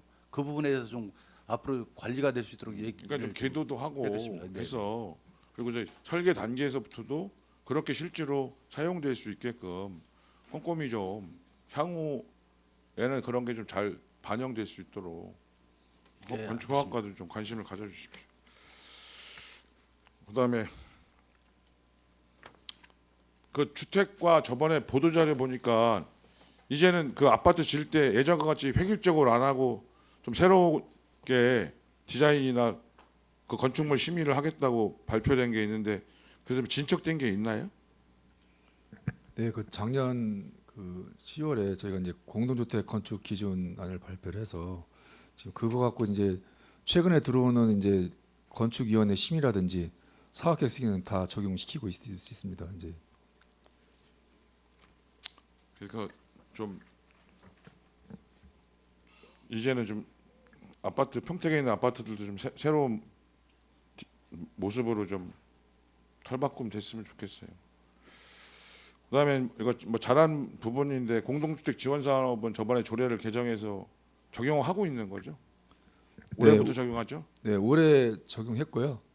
지금 현재 보면 선정 기준에서 저번에 말씀하셨던 우수단지 선정 잘하는 단지한테 또 인센티브 주는 걸로 그렇게 지금 현재 올해 뽑았습니다. 또 연수도 늘렸잖아요. 네, 그건 내년부터 시행이 됩니다. 올해는 올해까지 올해까지 마지노선이에요. 이제 하는 거고, 다만 이제 선정하는 그거는 올해부터 적용시켰습니다.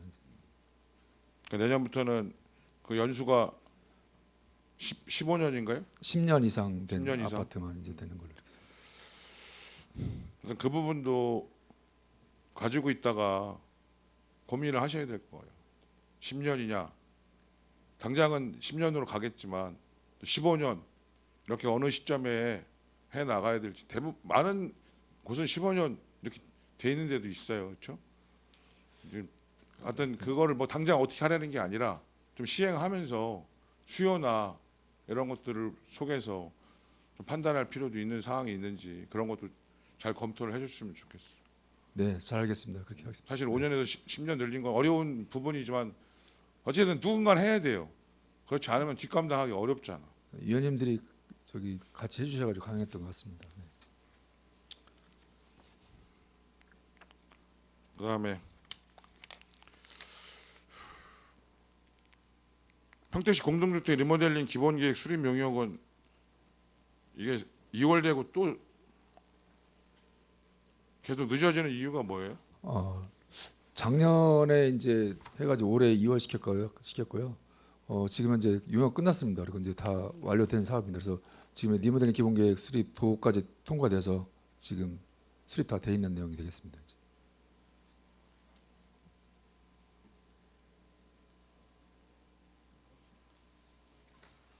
그다음에 이 자료 제출 행정사무관 자료 제출된 거 보면 그 250페이지에 보면 그 공동주택 보조금 집행 내역 보면 그 주요 집행 내역을 보면 이게 그냥 다 노후시설 보수, 노후시설 보수, 노후시설 보수 이렇게 나와요. 그러니까 물론 이제 전반적으로 봤을 때 노후시설 보수인데 뭐 칸이 작아서 그랬을지 몰라도 좀 구체적인 큰 내역들은 좀 담아야지. 그냥 노후시설 내역이라고 하니까 요 자료는 그 각 시설별로 별도로 위원님 저기 제출하겠습니다. 그러셔요. 네.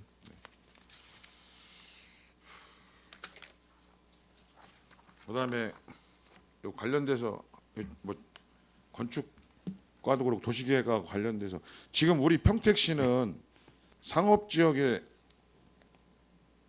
그 비주거 비율이 몇 프로로 정해져 있어요? 20%뭐 이렇게 정해져 있어요? 10%로 정해져 10% 평택은? 네. 그러니까 뭐 지금 20%로 돼 있는 지역들이 뭐 10%로 조정하고 이런 이렇게 한다는 얘기- 아니고요. 상업 지역에 이제 그 아니야. 그거 이거 시설을- 평택을 얘기하는 게 아니라 다른 지역에 현재 20%로 돼 있는데 그걸 10%로 바꾼다. 다른 지역이요. 서울이나 이런 다른 지역의 보도 자료거든요. 그러니까 우리 시는 10%로 돼 있다는 거죠. 네. 근데 이제 저번에도 우리 지구단위 때 의원 간담회 때 얘기하셨지만 우리는 이 자료가 없어서 뽑아왔는데 다른 그 상권별 집합상가 공실률을 보면 평택 지역이 예를 들어서 평택역 같은 데는 집합상가 공실률이 12.5%예요. 그러면 현재 여기 나와 있는 경기도 평균은 5.5%예요. 5.5%. 물론 이제 그 중대형 상가 공실률이나 이런 공실률을 상대적으로 보면 차이가 있긴 한데 여기 신장, 지산, 서정 10.8%, 뭐 평택역 10.2%, 평택 시청은 12.4% 이래요. 근데 경기도 평균은 한 10%쯤 돼. 약간 높은 거죠. 예를 들면. 그래서 뭐 중대형 상가냐 집합 상가냐에 따라서 공실률이 다르긴 한데 어찌됐든 평택이 낮다라기보다는 높은 편에 속해 있는 부분이 많아요. 그래서 이 상가 공급에 대해서는 물론 경기 활성화도 필요하지만 이 상가 공급에 대해서는 여러 가지 그 변화를 좀 반영해서 특히 그 주택가에 그 아파트 지을 때 아파트 상가들 막 5층, 4층 막 때려서 짓는 것들은 진짜 좀 진짜 지양해야 될 부분이다. 그 앞에 근린상가나 이런 게 쫙 있는데 그렇게 사면 양쪽 다 공실이야 예를 들어서. 그럼 제일 문제된 분양을 한 사람들은 별 문제가 안 될 수도 있지. 근데 분양 받아서 그거 임대 받아서 장사하시는 분이나 분양 받아서 그거 가지고 노후에 그거로 생활비 쓰시는 분들 입장에서는 진짜 이러지도 못하고 저러지도 못하는 결과가 빚어지기 때문에 그 부분에 대해서는 뭐 한 과만이 아니라 전체적으로 좀 문제의식을 가지고 접근할 필요가 좀 있다는 생각이 듭니다. 그 상업용지에 대한 고민을 저희도 좀 많이 하고 있어서 지난번에 이제 그 지구단위 계획 수립 시침 변경 보고를 드릴 때 이제 그 현재 그 사업지구내 그 면적의 6% 이내에서 이제 그 1인당 이제 그 6평방미터 기준으로 변경을 그 하는 사항이 되게 되거든요. 그래서 가급적이면은 현재 이제 저희가 그 사업용지 비율이 좀 가하다고 저희들도 생각을 하고 있어서 그 제어 방안으로 좀 그렇게 변경을 하고 있다는 말씀을 좀 드리겠습니다. 우리 도시개발과장님 여기 고덕 상업용지 처음에 최초 계획은 1.5%야. 지금은 얼마면 2.1%야. 0.6%가 늘어났어. 고덕 국제화도시. LH 좋겠지. 상업지구 비싸게 분양하니까. 그건 200억은 넘을걸요? 200억이 뭐야? 그러니까 그런 부분이 사실은 분양하는 사람들은 좋았을지 모르지만 경기가 좋을 때 분양이 안 되면 그분들도 뭐 어려움이 처하겠지만 근데 가장 큰 피해는 어찌든 최종 그걸 받은 분들이 고통을 받는다 이런 측면에서 저번에 하여튼 그 계획 발표하신 부분은 잘 하셨다는 생각이 들고 그게 흔들림 없이 외풍도 심할 거예요. 왜냐면 뭐 사업성 얘기하면서 높여달라 얘기할 테고 여기저기 또 심센 쪽 통해서 얘기 들어오고 막 우리만 좀 빼달라, 뭐 우리만 예외로 해달라 이런 부분들이 들어오기 때문에 그런 부분을 좀 잘 막아내시면서 그 누구를 뭐 미워해서가 아니잖아요, 사실. 네, 맞습니다. 그다음에 궁금해서 하는데 불법 광고물 단속 현황 보면 전단위 유난히 수거보상제가 많은데 특별한 이유가 있어요? 전에 그 우리 의원님들이 왜 이렇게 현수막만 많이 띄냐고 그게 이제 뭐냐면은 아니 그게 이제 뭐냐면 이제 그때 현수막이 이제 비용이 좀 비쌌습니다. 그리고 이제 그 말 그대로 이제 뭐 전단지나 이런 것들은 없다 보니까 사람들이 수거를 안 했었거든요. 그래서 이제 제가 작년부터 뭐 수거보상제를 바꿔가지고 이제 시민감시단이라고 해가지고 이분들한테는 시민감시단 하는 사람들은 이제 나눠가지고 저희가 시에서 이촉한 사람만 현수막을 뜰 수 있게끔 나중에 이제 이렇게 보면 이제 그 다른 사람 거 떼가지고 이제 뭐 손괴죄, 재무상 이런 것에 문제 나가지고 이렇게만 띄고 나서 이제 일반 사람들은 현수막 말고 전단지나 벽보 이런 걸 띄려고 하다 보니까 자연스럽게 사람들이 이제 일반 시민들은 전단지나 벽보를 많이 띄다 보니까 이제 저희가 두 가지 효과가 있어서 이쪽에 있는 시민 추진단 이런 분들은 띄어갖고 온 걸 갖다가 저희 과태료를 직접 매길 수 있는 이런. 근데 전에 주택과장님 전에 네. 한참 이거 시작할 때 네. 제도 시행할 때 보면 심지어는 인쇄해서 수거를 신고해서 보상을 받는 경우도 발생해서 그 부작용이 고민돼서 그 개선을 하겠다라고 했었던 부분인데 지금은 그런 제도는 그렇게는 이런 일이 네, 발생하지 않는 거죠. 지금 그렇지 않습니다. 이제 뭐 전부 다 이게 확인 들어가서 하기 때문에 예전에 보면 이제 의원님 말씀인데 현수막 때는 뭐 다른 시 것도 뭐 떼왔다 이런 얘기 있었는데 지금은 이제 실질적으로 이제 그거 갖고서 사진 찍어서 과태료까지 매기게끔 증거를 내기 때문에 그런 건 없어졌고요. 그러다 보니까 이제 전단지 같은 게 많이 지금 수거가 되고 있는 실정입니다. 네. 그다음에 이게 좀 민원 부분에 한번 말씀드리면 석정리에 이 주택 사업하는 부분 가지고 소송하고 패소한 사건이 있잖아요. 예, 그렇습니다. 이제 굉장히 내역 보니까 오래된 건데 이거 뭐 피해자들도 많으신 것 같고 근데 1심에서 패소했다고 2심 항소를 안 했어요. 네, 그렇습니다. 안 한 특별한 이유가 있나요? 지금 그 내용이 뭐냐면 이제 그게 경매를 통해서 토지가 넘어가서 이제 건물과 토지가 다 넘어간 상태입니다. 이제 그래서 저희가 이제 보면은 그 넘어갔다 하더라도 전 사업 소유자한테 사업의 이양에 대한 동의서를 받으라고 이제 저희가 이제 보완을 했는데 보완 미행을 저희가 이제 그 반려를 시켰거든요. 그래서 왜 반려시켰냐고 저희 시에다 소송을 넣은 겁니다. 근데 이제 그 내용이 뭐냐면 이제 예전에 보면은 대법원에서 아니 그 법제처에서 이런 걸 하더라도 보면 사업 시행자한테 동의서를 받는 게 바람직하다는 이런 것 때문에 저희 시뿐이 아니라 전국에서 전부 다 그걸 이제 동의서를 진구했었는데 그게 이제 그 2029 시행되기 한 1년 전에 그 법제처에서 앞으로 안 봐도 된다라고 하는 이런 현재 법제처에서 이제 우리 각 시군에 내린 게 있어가지고 그거 내용하고 또 하나 뭐냐면은 지금 그런 내용을 해서 이제 전에 다른 시에서 보니까 소송을 했는데 행정관이 지더라고요. 그런 것 때문에 그러다 보니까 저희가 그걸 갖고서 계속 항소를 했을 경우에 실익이 없다는 거를 이제 변호사도 그 내용을 쭉 파악하고서 우리 그 장원 변호사가 해보니까 그냥 맙시다라고 했지만은 이제 저쪽에 있는 패소한 데서 본인들이 또 항소를 해서 이제 이렇게 지금 아직 끝난 건 아닙니다. 이렇게 진행되고 있던 말씀입니다. 근데 다른 또 변호사나 다른 또 자치단체 사례 보면 다른 것들도 있기 때문에 다른 사례도 그러니까 이게 또 피해자들이 있는 상태잖아요. 참 이게 어려운 문제인 건 아는데 그러니까 이거를 그러니까 뭐 시 집행 부서에서 갖고 있는 뭐 그 근거나 판단도 뭐 이해되는 부분도 있는데 또 막상 그런 사업에 해서 어떻게 보면 선의의 피해자가 있는 상황이잖아. 또 그것에 대해서 또 시도 일정하게 또 중재 역할을 또 하는 과정들이 좀 있었던 것 같고 그래서 그 부분에 대해서는 뭐 아직 결과가 나온 건 아니지만 그게 나왔어요 결과가? 사업 주체가 한 6번 바뀌었거든요.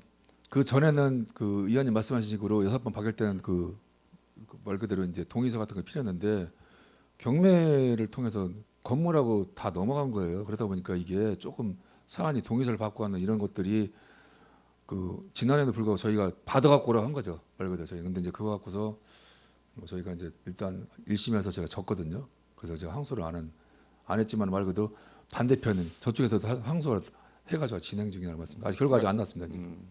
하여튼 여러 측면에서 좀 그 판단하고 좀 또 어떻게 보면 피해자들도 있는 상황이니까 좀 관심을 갖고 좀 지금 진행이 됐으면 좋겠어요.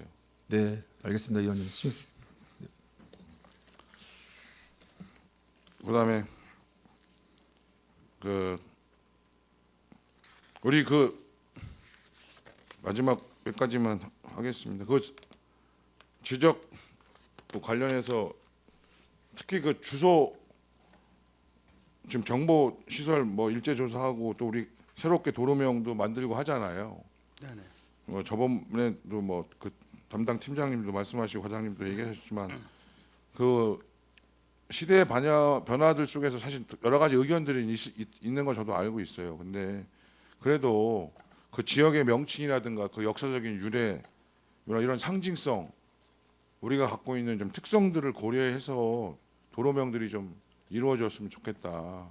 저번에도 이제 브레인시티 뭐 그 명칭으로 도로명을 뭐 어려움이 있어서 그렇게 하신 부분도 설명은 들었지만 우리가 어쨌든 이름을 한번 정려하면 아주 특별한 사유가 없는 한 그 이름으로 계속 갈 수밖에 없잖아요. 그래서 그 부분은 다시 한번 노력하고 계신 것도 알지만 다시 한번 하고 그 내용들이 좀 잘 우리 직원분들이나 위원회도 있으시잖아요. 잘 전달이 돼서 그런 방향으로 도로명이 좀 계속 붙여졌으면 좋겠다는 말씀을 드려요. 네, 알겠습니다. 앞으로 이제 해당 지구에 대해서는 위원님 말씀대로 충분히 반영하도록 하겠습니다. 그다음에 그 보면 그 우리 토지거래 허가제 중에 그 올해 7월까지 그 토지거래 허가를 막고 놓은 것들이 안중에 용성리나 뭐 그 서탄인가 어디가 있던데 그 기획부동산으로 인한 뭐 근데 그게 해소가 된 건가요? 아니면 여전히 그런 부분이 발생하고 있어요? 지금 저희가 이제 안중 용성리하고 진면 동천리 같은 경우는 이제 기획부동산 관련으로다가 이제 저희가 허가구역으로다 좀 지정을 해놨습니다. 근데 이제 요 해당 피지에 대해서는 이제 7월 3일자로다가 이제 만료가 되는데 저희 이제 경기도에서는 최종 이제 연장을 할 건지 아니면 이제 해지를 할 건지에 대한 결과가 이제 곧 내려올 겁니다. 그다음에 우리 개별 공시지가 산정하잖아요. 네. 이게 실거래가에 지금은 어느 정도 돼요? 지금 우리 시가 이제 전년도는 개별 공시지가가 1.8% 정도 올랐고 올해는 2.6% 정도 올랐습니다. 근데 이제 그 반영을 저희가 이제 여태까지 지난 23년도까지는 거의 거래가 뭐 70% 그러다가 다시 이제 좀 낮추는 저기로다가 했습니다. 그 거래가 기준으로다가 지가를 상승을 하다가 23년도에 마이너스 5% 정도로 다시 다운시키고 24년도에 이제 1.8% 다시 오르고 2.9% 올해 이제 최종적으로 이제 26일 날 이제 조정 공시가 될 예정입니다. 그래서 네. 그럼 어느 정도 시가에 어느 정도 실제 매매되는 가격에 어느 정도 수준에서 우리가 개별 공시지가가 결정되냐? 아니 60%대 되지 않을까? 최하 60%는 된다. 네네. 60%에서 70% 사이 70%까지는 안 가고 예예 60% 네. 60%에서 60%니까 중반대 정도 네네. 개별 공시지가 그렇게 우리는 반영돼 있다 말씀이시죠? 그렇게 이제 그렇게 판단하고 있습니다. 어제 말씀드린 거 잘 반영하셔서 3.5배 4배 잡아서 해주는 건 좀 과다하다고 볼 수 있겠네요. 개별 공시지가에 네. 4배를 보상해주면 과다 보상이죠, 그럼. 보상은 어차피 이제 표준지 공시지가 갖고 이제 거래가 실거래가를 반영을 해서 이제 그러니까 보상 물론 평가를 하는 걸로 알고 있습니다. 물론 감정가를 해서 하겠지만 최종적으로 보상할 때 그러니까 예전에 비해서 예전에 개별 공시지가가 뭐 20% 30%도 안 됐었잖아요. 네네. 그다음 외국인 부동산 등록 현황 보면 마지막으로 이게 개인 법인 다 포함한 거예요? 외국인 예. 부동산 등록 현황. 예 그렇습니다. 그럼 여기에는 공장 같은 걸 소유하고 있는 그 회사, 미국계 법인 회사 이런 식으로 돼 있는 거예요? 지금 이제 그 외국인 토지 취득 통계를 보니까 이제 그 원인별 아니 용도별 보면은 이제 공장용지가 이제 72피지고 상업용지 뭐 단독 아파트 주택용지 그런 식으로 다 나와 있습니다. 이거 각 여기 보면 주거용지는 이 나라별로 어떻게 되어 있는지 다 자료는 있죠? 예예 국적별로다가 네. 이제 다 나와 있습니다. 주거용지나 상업용지 누구누구나 어느 나라 국민들이 갖고 있다 이게 나와 있을 거 아니에요? 세부 자료를 해서 좀 제출해 주세요. 네 알겠습니다. 네. 이상입니다. 네, 유승영 의원님 수고하셨습니다. 계속해서 질의하실 네, 이관우 의원님 추가 하나 질의해 추가 주시기 질문. 바랍니다. 네, 하나 추가 질문하겠습니다. 우리 주택과 우리 그 공동주택 보조금 그 지원 사업 중에 우리 그 주차장 그러니까 공동주택에서 주차장 개방에 따른 지원금 나가는 거 있잖아요. 지금 예. 몇 개 공동주택에서 지금 시행하고 있어요. 지금 신청 들어오는 거 없습니다. 지금 하나도 그럼 시행하고 있는 것도 없고요. 그러니까 저희 현재 아직 그 제도는 조례 그냥 있는데 신청이 들어오지 않고 있습니다. 근데 너무 홍보가 부족해요. 지금 실은 한 3년 전만 해도 그게 우리 송부동 주변에 있는 전통시장 주변에 있는 아파트들이 그 이용을 했을 때는 주차난 해소가 상당히 많이 해소가 됐어요.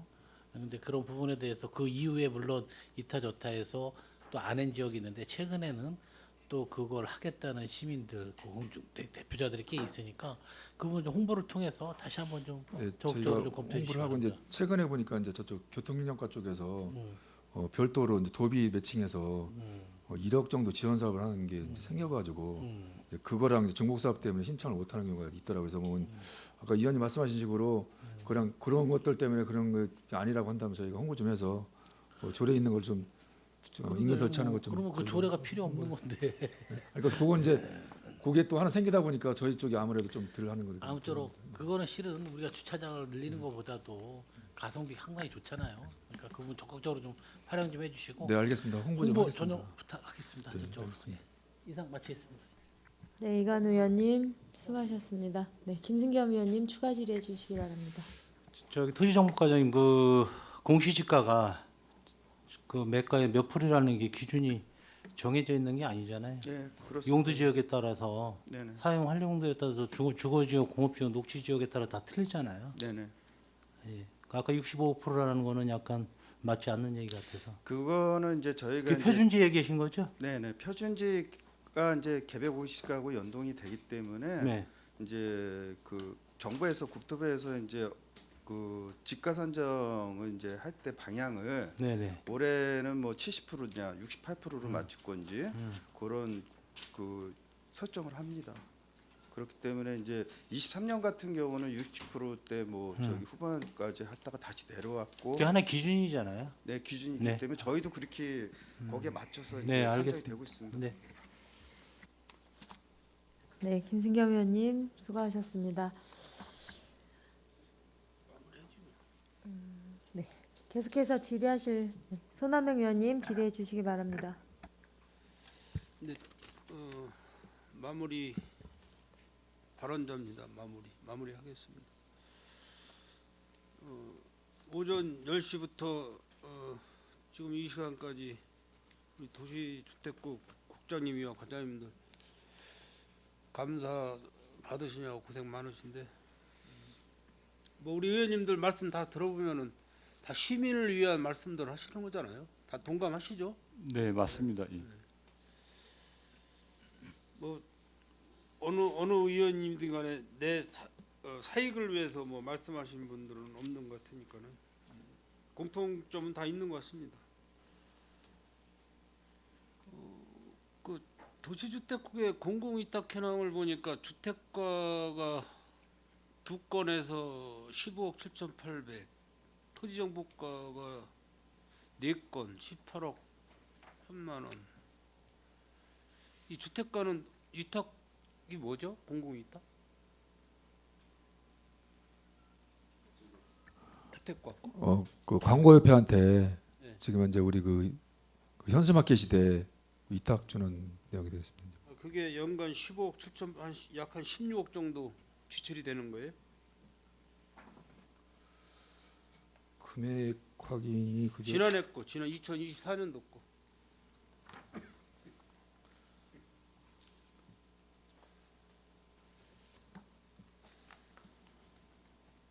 아니 그냥 제가 계속 진행할게요, 과장님. 네. 네. 우리가 그 자료상으로 본 게 도시주택국의 주택가가 두 건에서 민간위탁 건수 두 건에서 15억 7,800만 원, 토지정보가가 네 건에서 18억 1,000만 원 이렇게 위탁비를 지출을 했어요 지난해에. 그 말씀하신 대로 그 5개 광고물 그 위탁비가 18억 15억이라고 하면은 저희가 그 과태료 현황을 보니까 2025년도에 43건에서 1억 500만 원, 1억 571만 5천 원.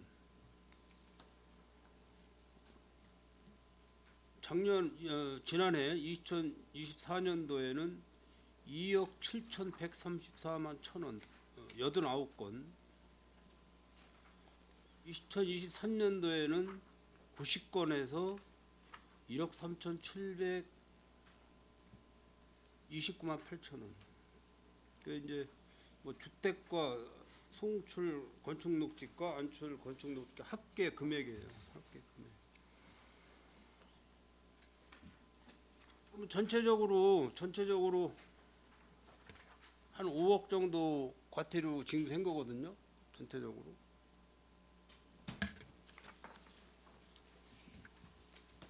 그러면 우리가 위탁비가 15억 정도 나가면은 3분의 1 정도 수입이 안 되는 건데 그 과태료 징수율이 너무 저조해요. 과태료 징수율이. 그 징수하는 이제 과태료 매기는 건 이제 그 불법 그렇죠. 불법 광고. 그에 대한 네네. 건 매기는 거고 이제 그 위탁을 주는 거는 이제 우리 그 상업용 게시대 현수막 네네. 그거를 이제 보면은 이제 광고협회에서 그 다뤄주고 띄고 하는 이런 거랑 조금 이제 그래서 그런 내용이 되겠습니다. 이제 그거는. 그러니까 저기 정기 게시대 광고물 그 지정 게시대에서는 이제 그 게시료를 받는 거죠. 뭐 며칠 네, 수수료. 게시해서 수수료 네. 얼마 이렇게 받는 거죠. 네, 그렇습니다. 수수료 받고 있습니다. 이거는 이제 과태료만 따로 이제 저기 하신 거고. 네. 그 이제 이 아까 저 유승용 의원도 말씀하셨지만은 이 불법 우리 위원장님도 말씀하셨고 불법 현수막에 대해서 이렇게 거리에 이렇게 다니다 보면은 자고 일어나면 게시가 되고 자고 일어나면 게시가 되고 그 과태료 현황을 보니까 뭐 몇백만 원씩 되던데 그 과태료 징수되는 금액이 그거를 좀 원천적으로 어떻게 뭐 비게시대 그러니까 우리 평택시에서 지정 게시대 A에 어떤 그 마크를 찍어서 그 어쨌든 그분들이 영업을 위해서 광고나 홍보를 위해서 게시를 하는 건데 뭐 한 반값 정도로 이렇게 게시를 해줄 수 있는 방법은 없는 건가요? 법적으로? 지금 이제 그 우리 과태료 수입의 대부분이 이제 보면 분양 현수막입니다. 그분들은 어떻게 보면은 저희가 게시대를 이렇게 설치하는 그 양 갖다가는 본인들이 생각에 충족이 안 되는 거예요. 그러다 보니까 저희는 그래서 아까 말씀대로 일반적인 다른 그 현수막 붙이면 저희가 계도를 합니다. 띄십시오. 그러니까 안 떼면 과태료 매기는데 분양 현수막 같은 경우는 그냥 계속 계도를 해도 소용없으니까 그냥 매기버리거든요. 그래서 지금 말로 저희가 예전에 보면은 그분들한테도 이제 예전에 했었습니다. 가서 보면 우리가 저기 상업용 게시대 열어둘 테니까 와서 좀 해주십시오. 근데 그 물량 갖고는 이 사람들이 그 홍보하는 그거를 못 하다 보니까 그냥 보축해서 그냥 저희가 그래서 지금 그 분양 현수막 같은 경우는 그냥 매기는 식으로 현재 운영을 하고 있습니다. 이제 보면. 지난 시간에 위원장께서도 얘기하셨지만은 그 차량을 이용한 그 현수막 게시하는 거 있잖아요. 그 차량도 뭐 좋지도 않고 그냥 폐차 위기에 있는 그런 차량을 나대지에다 갖다가 끌어다 놓고 그냥 그 차 전면에다가 그 광고를 하느냐고 뭐 예를 들어서 뭐 식당 음식점이라든지 뭐 이런 부분을 갖다 게시하는 게 간혹 보이는데 그런 거는 손을 못 대나요? 지금 이제 사유지 안에 들어가 있어서 아까도 이제 말씀드렸지만은 이제 차량용 광고물에 대한 그 단속권은 이게 부과할 수 있는 거는 그 차량에 등록되어 있는 관할. 그러니까 지금 현재 보면서 뭐 천안 차가 와서 하면은 저희가 못 하고 이렇게 되는데 그렇게 하다 보니까 저희가 단속이 안 됩니다. 아까 이제 이 위원장님도 그런 걸 지적해 주셨는데 그래서 저희 나름대로 그렇게 규정대로 할 게 아니라 말 그대로 이제 좀 다른 방식으로 직접적으로 이런 걸 찾아서 저희가 좀 광고를 좀 해봐야 될 생각 같습니다. 저는. 아니 뭐 우리 평택시에서 조례를 하나 만들어서 어쨌든 그 토지주한테 허락받고 하는 건 아닌 걸로 알고 있어요. 네, 그렇습니다. 그 땅 주인한테 허락받고 내가 뭐 한 달에 뭐 얼마씩 그 토지 사용료를 내고 차량을 갖다 놓고 내가 광고를 하겠다 뭐 그런 조건은 없는 것 같고 그냥 나대지에다 갖다가 게시를 이렇게 하는 건데 그것도 참 그 보기가 굉장히 안 좋아요 사실. 네, 알겠습니다. 그거는 저희 나름대로 별도의 저 시만의 어떤 대책을 좀 마련하고 있습니다. 네. 그 토지 정보과 그 민간 건수 4건은 어떤 거죠?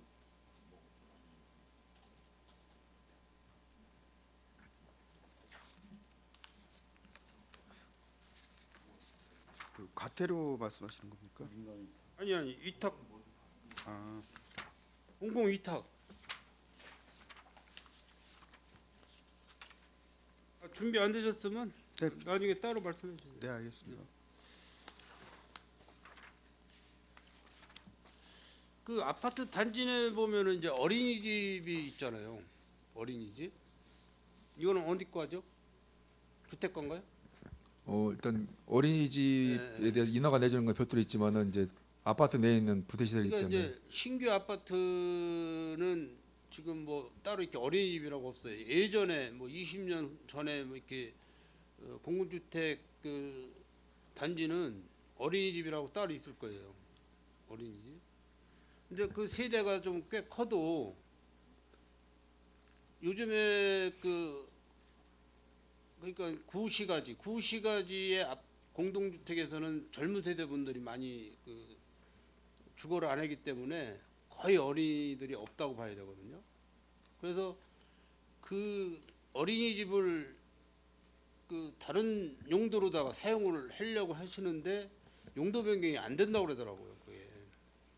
지금 이제 의원님이 말씀해 주신 거는 이제 그 저희 시만의 문제가 아니라 전국적으로 이제 옛날에 이제 오래된 아파트는 이제 보면 어린 애들이 없고 이제 좀 이렇게 어른들이 계시고 하다 보니까 자연스러운 문제라 이게 지금 현재 이슈입니다. 현재 보면. 그래서 저희 시도 이제 오래된 아파트에서 이런 문제가 나와가지고 현재 아마 지금 현재까지는 아직 제도상에서는 명확하지는 않은데 저희가 이제 얼마 전에 이제 이거를 건축허가과하고 같이 좀 이제 협의하면서 이제 이거를 좀 건축위원회 심의를 통해서 말 그대로 이게 지금 현재 저쪽에 어린이집 관련부서에 하면은 이쪽에는 어린이집이 필요가 없다는 이런 게 있음에도 불구하고 제도상에서 이게 안 되다 보니까 그래서 위원회를 통해서 이제 좀 긍정적으로 현재 처리를 하고 있습니다. 이제 그렇게 지금 운영하려고 하고 있습니다. 네. 그러면 뭐 풀릴 가능성이 있는 겁니까? 뭐 그거는 아마 이제 그 제도적인 거는 국토부에서 뭐 법적인 제도를 바꾸려고 하겠지만 이제 위원회 심의를 통해서 할 수 있는 규정이 있어서 그걸 지금 운영하고 있습니다. 이제. 참 그분들은 안타깝더라고요. 그 용도 변경이 안 되니까 다른 사업을 못 하니까는 어쨌든 뭐 건물이 있으니까는 세금은 계속해서 내야 되는 거고 아이들 위에는 어떻게 활용 용도가 없으니까는 그런 부분은 우리가 법적으로 빨리 그 국회에서 법을 다시 고치든지 해서 그런 분들에 대한 그 고민사항을 좀 풀어주는 것도 좋을 듯. 네, 저희 지금 현재 허가과하고 협조해서 이렇게 운영 진행하고 있습니다. 의원님. 먼저 통복지구 주차장 때문에 제가 한번 말씀을 드린 적이 있는데 도시개발과 그 고민 좀 해보셨어요? 통복지구에 대해서? 조금 전에 우리 도시과장님 못 들으셨나 얘기한 먼저 것처럼 과장님? 예? 따로 저하고 상담 안 하셨나 그거? 주차장 관해서? 상업지역. 그건 이제 제가 답변드리겠습니다. 좀 전에 이제 유승용 의원이 말씀하셔서 이제 답변 드렸던 것처럼 이제 그 지역이 이제 그 상업용지 획지에 대한 규모가 작은 것도 문제지만 이제 그 안에 이제 시에서 개발 사업하면서 이제 만들어져 있는 주차장 부지가 이제 지금 채비지로 남아 있는 부분이 있습니다. 근데 그것도 또한 이제 비슷한 게 이제 그것도 채비지임에도 불구하고 규모가 작아서 그렇게 주차 전용 건축물을 지을 수 있는 규모가 안 됩니다. 그러다 보니까 사실은 이제 지평지 주차장밖에 설치가 안 되는데 그렇게 하는 건 사실은 이제 주차 면수가 얼마 안 되고 그래서 이제 시에서도 그 주차장 추가 설치 계획이 거기다 수립하기도 어렵고 그래서 지금 아직도 계속 이제 채비지로 남아 있는 부분이 있는데 그거는 아까 말씀드린 것처럼 전반적으로 이제 그 통복지구에 따른 지구 단위 계획을 좀 조정해서 대안을 수립하기 전까지는 사실은 별도의 뭐 대안을나 뭐 이제 공급 계획을 마련하기가 좀 어려운 그런 상황입니다. 그러면은 그런 부분이 사유재산권 침해잖아요. 우리 시에서 그 평당 한 5천만 원씩 가는 그런 그 상업용지를 주차장이 확보가 안 돼서 신축이 안 된다고 하면은 그 부분 어떻게 풀어줘야 되는 거 아니에요, 평택시에서? 그래서 이제 좀 전에 제가 보고 드렸다시피 이제 이제 그 환지 방식이 갖고 있는 이제 태생적인 그러니까 예를 들어서 이제 한계이긴 뭐 합니다. 60평을 기준 상업용지 60평을 기준해서 평당 5천만 원이면 30억이잖아요. 30억짜리 상업용지 토지를 그냥 세금만 내고 있냐고. 이제 그것 때문에 주민분들 민원이 있으신 것도 알고 지난번에 한번 그래서 의회에서 이제 주관에서 간담회도 하시고 하셨었는데요. 그 이제 환지를 받으시고자 했을 때 그 당시에 이제 개발 사업을 할 때 환지를 받으시고 할 때는 토지주분들은 일단 토지가 없어지는 것보다는 이제 소규모라도 환지를 받아서 내가 내 땅을 좀 보존하겠다는 의지가 좀 강하셔서 그렇게 소규모 행시들이 발생이 됐는데 지금에 와서 보니까 이제 그게 토지 활용에 여러 가지 제약이 있어서 이제 좀 문제가 있습니다. 그래서 그런 부분들은 아까 설명드렸다시피 이제 지구단위 주민 제안을 통해서 좀 해소 방안을 찾는 게 현재로서는 가장 최선의 대안이라고 이렇게 판단하고 있습니다.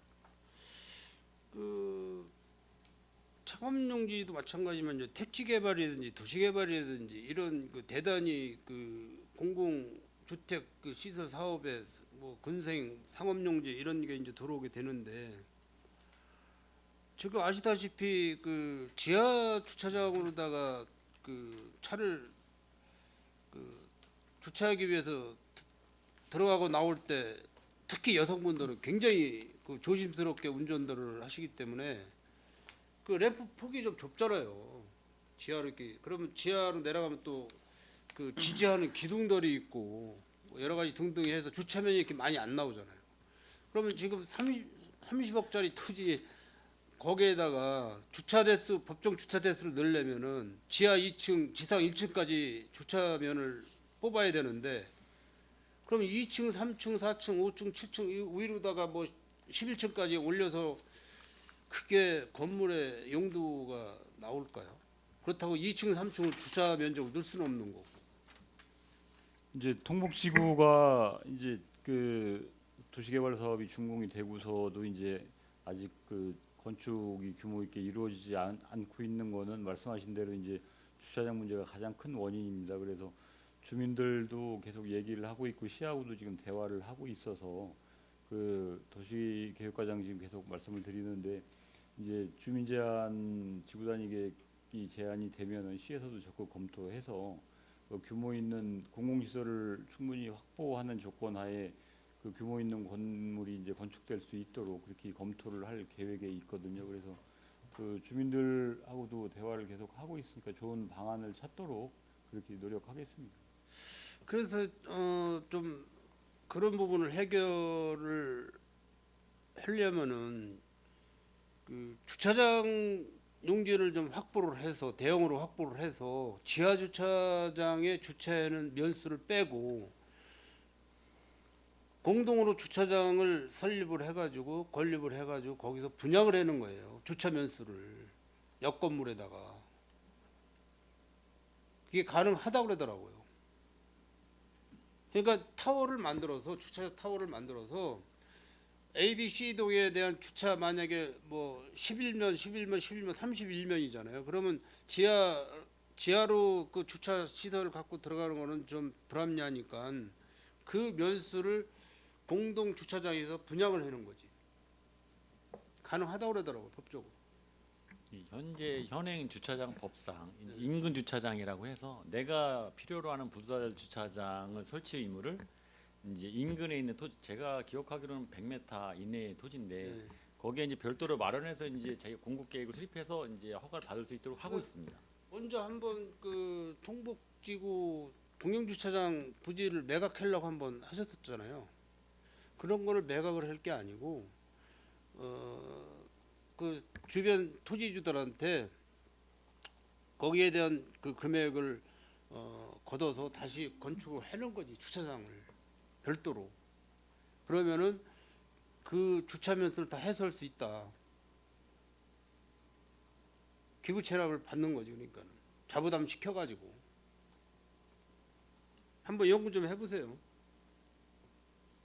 불법은 아니라고 그러니까. 불법을 가지고 저희가 여하튼 그 통북지구가 그 주차 문제가 좀 원만히 해결될 수 있도록 그렇게 네네네. 검토를 하겠습니다. 빨리 두 가지만. 그 학교용지 공공 택지 안에 그 학교용지들 때문에 굉장히 그 학부모들이 마음고생들 많이 하고 계시는데, 이제 예를 들어서 이제 동문 건설 맘시티 그 안에 이제 중학교 부지가 있어요. 지금 초등학교는 있고, 아마 초등학교 학생 수가 우리 평택시 전체에 아마 4위나 5위권 될 거예요. 학생 수 거기 세리 초등학교라고. 근데 이제 중학교는 거기 동삭중학교나 세교중학교나 비전중학교로 이렇게 아이들이 통학을 해야 돼요. 근데 교육청에서 그거를 받아들이질 못하고 있으니까 부모들이 고생을 많이 하시는 건데, 이런 부분 어떻게 풀어야 됩니까? 도시개발과장. 저희도 고민하겠지만 그 학교에 관련된 부분이라서 시에서 할 수 있는 부분이 한계가 있어서 교육청과 좀 협의를 해보는 거로 이렇게 좀 방안을 찾아보겠습니다. 그러니까 그런 부분은 뭐 TF팀을 꾸려서 도시주택구에 TF팀을 꾸려서 전문적으로 교육청하고 소통을 해야죠. 요청을 하고 요구를 하고. 지금 이제 그쪽 그 신촌 사업지구만이 아니고 그 전체적으로 이제 학교용지가 그렇죠. 예, 사업이 예, 준공이 예. 됐는데도 불구하고 이제 학교용지가 그대로 예, 남아 있는 예. 그 블럭이 꽤 있습니다. 그래서 그 교육청하고 계속 이제 협의를 하고 있는데, 교육청에서는 이제 매년 뒤부터 이제 학령 인구가 줄어들기 때문에 그 증설 계획이 없다는 얘기를 계속 하고 있거든요. 그래서 현실적으로 이제 그 학교용지에 대해서 그 어떻게 변경을 할 것인가에 대해서 고민이 굉장히 많은 그 실정입니다. 그래서 그걸 일방적으로 학교용지를 해제를 하기도 굉장히 좀 부담스러운 부분이 있고, 그거는 이제 제일 중요한 건 교육청 의견인데, 교육청이 그 학교 건립 계획이 없으면은 뭐 어떻게 그 뭐 다른 방법은 없거든요. 근데 교육청하고 좀 지속적으로 협의를 진행하겠습니다. 그 보충으로 설명드리겠습니다. 도시계획과장. 그 지금 말씀하신 것처럼 이제 개발사업지구 내 이제 최초에 이제 개발계획 최초 수립할 때는 교육청에서 이제 학교에 대한 수요 요청이 있어서 이제 학교를 이제 토지정계에 반영하게 되는데, 이제 그게 이제 그 준공 단계에 이르려면 이제 교육청이 이제 여러 가지 교육 공급 계획 때문에 이제 수요가 발생되지 않아서 이제 그 학교 계획 자체가 무산되면서 이제 이런 문제들이 계속 발생되고 있어요. 그래서 입주민들은 이제 아파트를 분양 공급 받을 때 토지용계획상에 이제 학교가 있는 거를 이제 인지를 해서 분양 공급 받은 이후에 학교 설립이 안 돼서 이제 자꾸 이제 민원들이 생기고 민원 있습니다. 그래서 지금 이제 도시주택국장께서 설명한 바와 같이 교육청하고 이제 그 부분에 대한 문제 인식을 같이 하고 지금 협의를 하고 있고, 지금 이제 교육청하고 협의하는 내용은 이제 주택건설 사업 승인이 나가기 전에는 이제 학교용지에 대한 공급 여부를 명확히 정리를 해서, 만약에 이제 학교용지에 대한 공급 계획이 없다면 토지용 계획을 좀 변경해서 아예 아파트 건설 공급 계획에 그 내용을 인지하고, 입주민들도 그걸 인지한 상태에서 입주 계획을 수립할 수 있도록 그렇게 이제 교육청하고 좀 논의를 해가고 있고, 그 부분들은 좀 이렇게 현실적으로 여러 가지 제도상 어려움이 있긴 하지만 교육청과 계속 논의를 해서 좋은 방법을 대안을 찾도록 고민하도록 하겠습니다. 네, 그래서 그 우리 뭐 도시주택국에 뭐 각 위원회가 있잖아요. 도시계획, 도시개발 뭐 심의위원회 다 있지만은, 그런 위원회도 중요하지만은 이런 현안 사업을 풀어나갈 수 있는 TF팀을 좀 꾸려서 본격적으로 그 교육청하고 교육기관하고 이렇게 소통을 해서 우리 평택시의 그 애환사항, 애로사항을 좀 타파할 수 있는 그런 방법도 좀 한번 만들어 보는 것도 괜찮지 않을까 이렇게 생각이 좀 들어요. 네, 교육청하고 적극적으로 그 네트워크를 확보해서 소통하고 대안을 찾도록 하겠습니다. 그리고 요즘에 그 공공 그 건축을 많이 하잖아요. 뭐 도서관, 뭐 행정복지센터 등 뭐 안출 안출 출장소 뭐 본청 뭐 여러 가지 하는데 그 녹색 건축 사업가가 이제 전체적인 그 건축 관할을 해요. 신축에 대해서.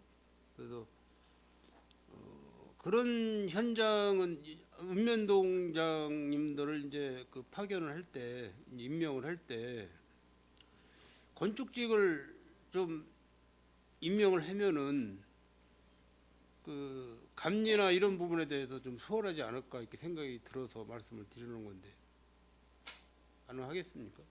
뭐 인사 권한은 없으시지만은 말씀하신 건 그 행정자치국에 전달하도록 하겠습니다. 네, 내가 별도로 또 행정자치구에도 부탁을 드리겠지만은 그런 방법도 좀 하자 없는 건물을 완공시키기 위해서는 그런 방법도 좀 괜찮다고 생각이 좀 들고요. 한 가지만 마지막으로 이제 마무리하겠습니다.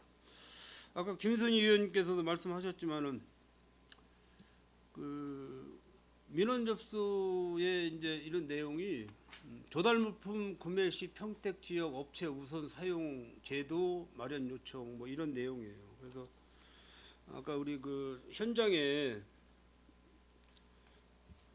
공공 건축 현장도 다 포함되지만은 제가 그 자료를 좀 뽑아봤더니 이 공공 장소예요. 서부 출장소, 고도 행정부시센터, 세계 행정부시센터 뭐 이렇게 있는데 우리 지역 업체 참여율이 서부 출장소는 32.5%, 고덕동은 굉장히 좋아요. 96%, 세교동은 10%, 아트센터는 제로, 서부 청소년 시설 건립공사는 4%, 팽성 체육센터 건립 제로, 무형문화재 전수교육 건립공사 30% 이런 비율이 나오고 있는 현실이. 그래서 아까 김선희 의원님이 그 지적을 잘 하셨고 그랬지만은 어쨌든 우리 시에서 사업자를 등록을 하고 우리 시에다가 세금을 내는 그런 장비 업체나 이런 부분은 우리 시에서 충분히 도와줄 수 있는 부분이 되는 거예요. 강제성은 없지만은 유도는 할 수 있다. 우리 지역 업체를 활용하게끔. 그래서 좀 우리 지역 업체에 그 장비를 운영하는 그런 사장님들한테 좀 혜택이 갈 수 있도록 많이 관심을 좀 가져주시기 바라겠습니다. 그냥 마무리하겠습니다. 알겠습니다. 네. 수고하셨습니다.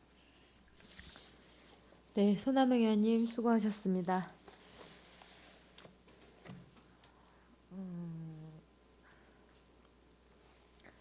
네, 계속해서 질의하실 위원님 계십니까? 네, 더 이상 질의하실 위원님이 안 계시므로 질의 답변을 종결하고 도시주택국 소관 행정사무감사 종료를 선언합니다. 성실하게 감사에 임해주신 도시주택국장님을 비롯한 관계 공무원 여러분 장시간 동안 수고 많으셨습니다.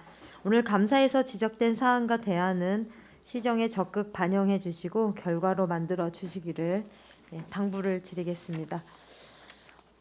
위원 여러분, 원활한 감사 진행을 위해 잠시 감사 중지를 하고자 하는데 이의 있으십니까? 이의가 없으므로 5분간 감사 중지를 선언합니다.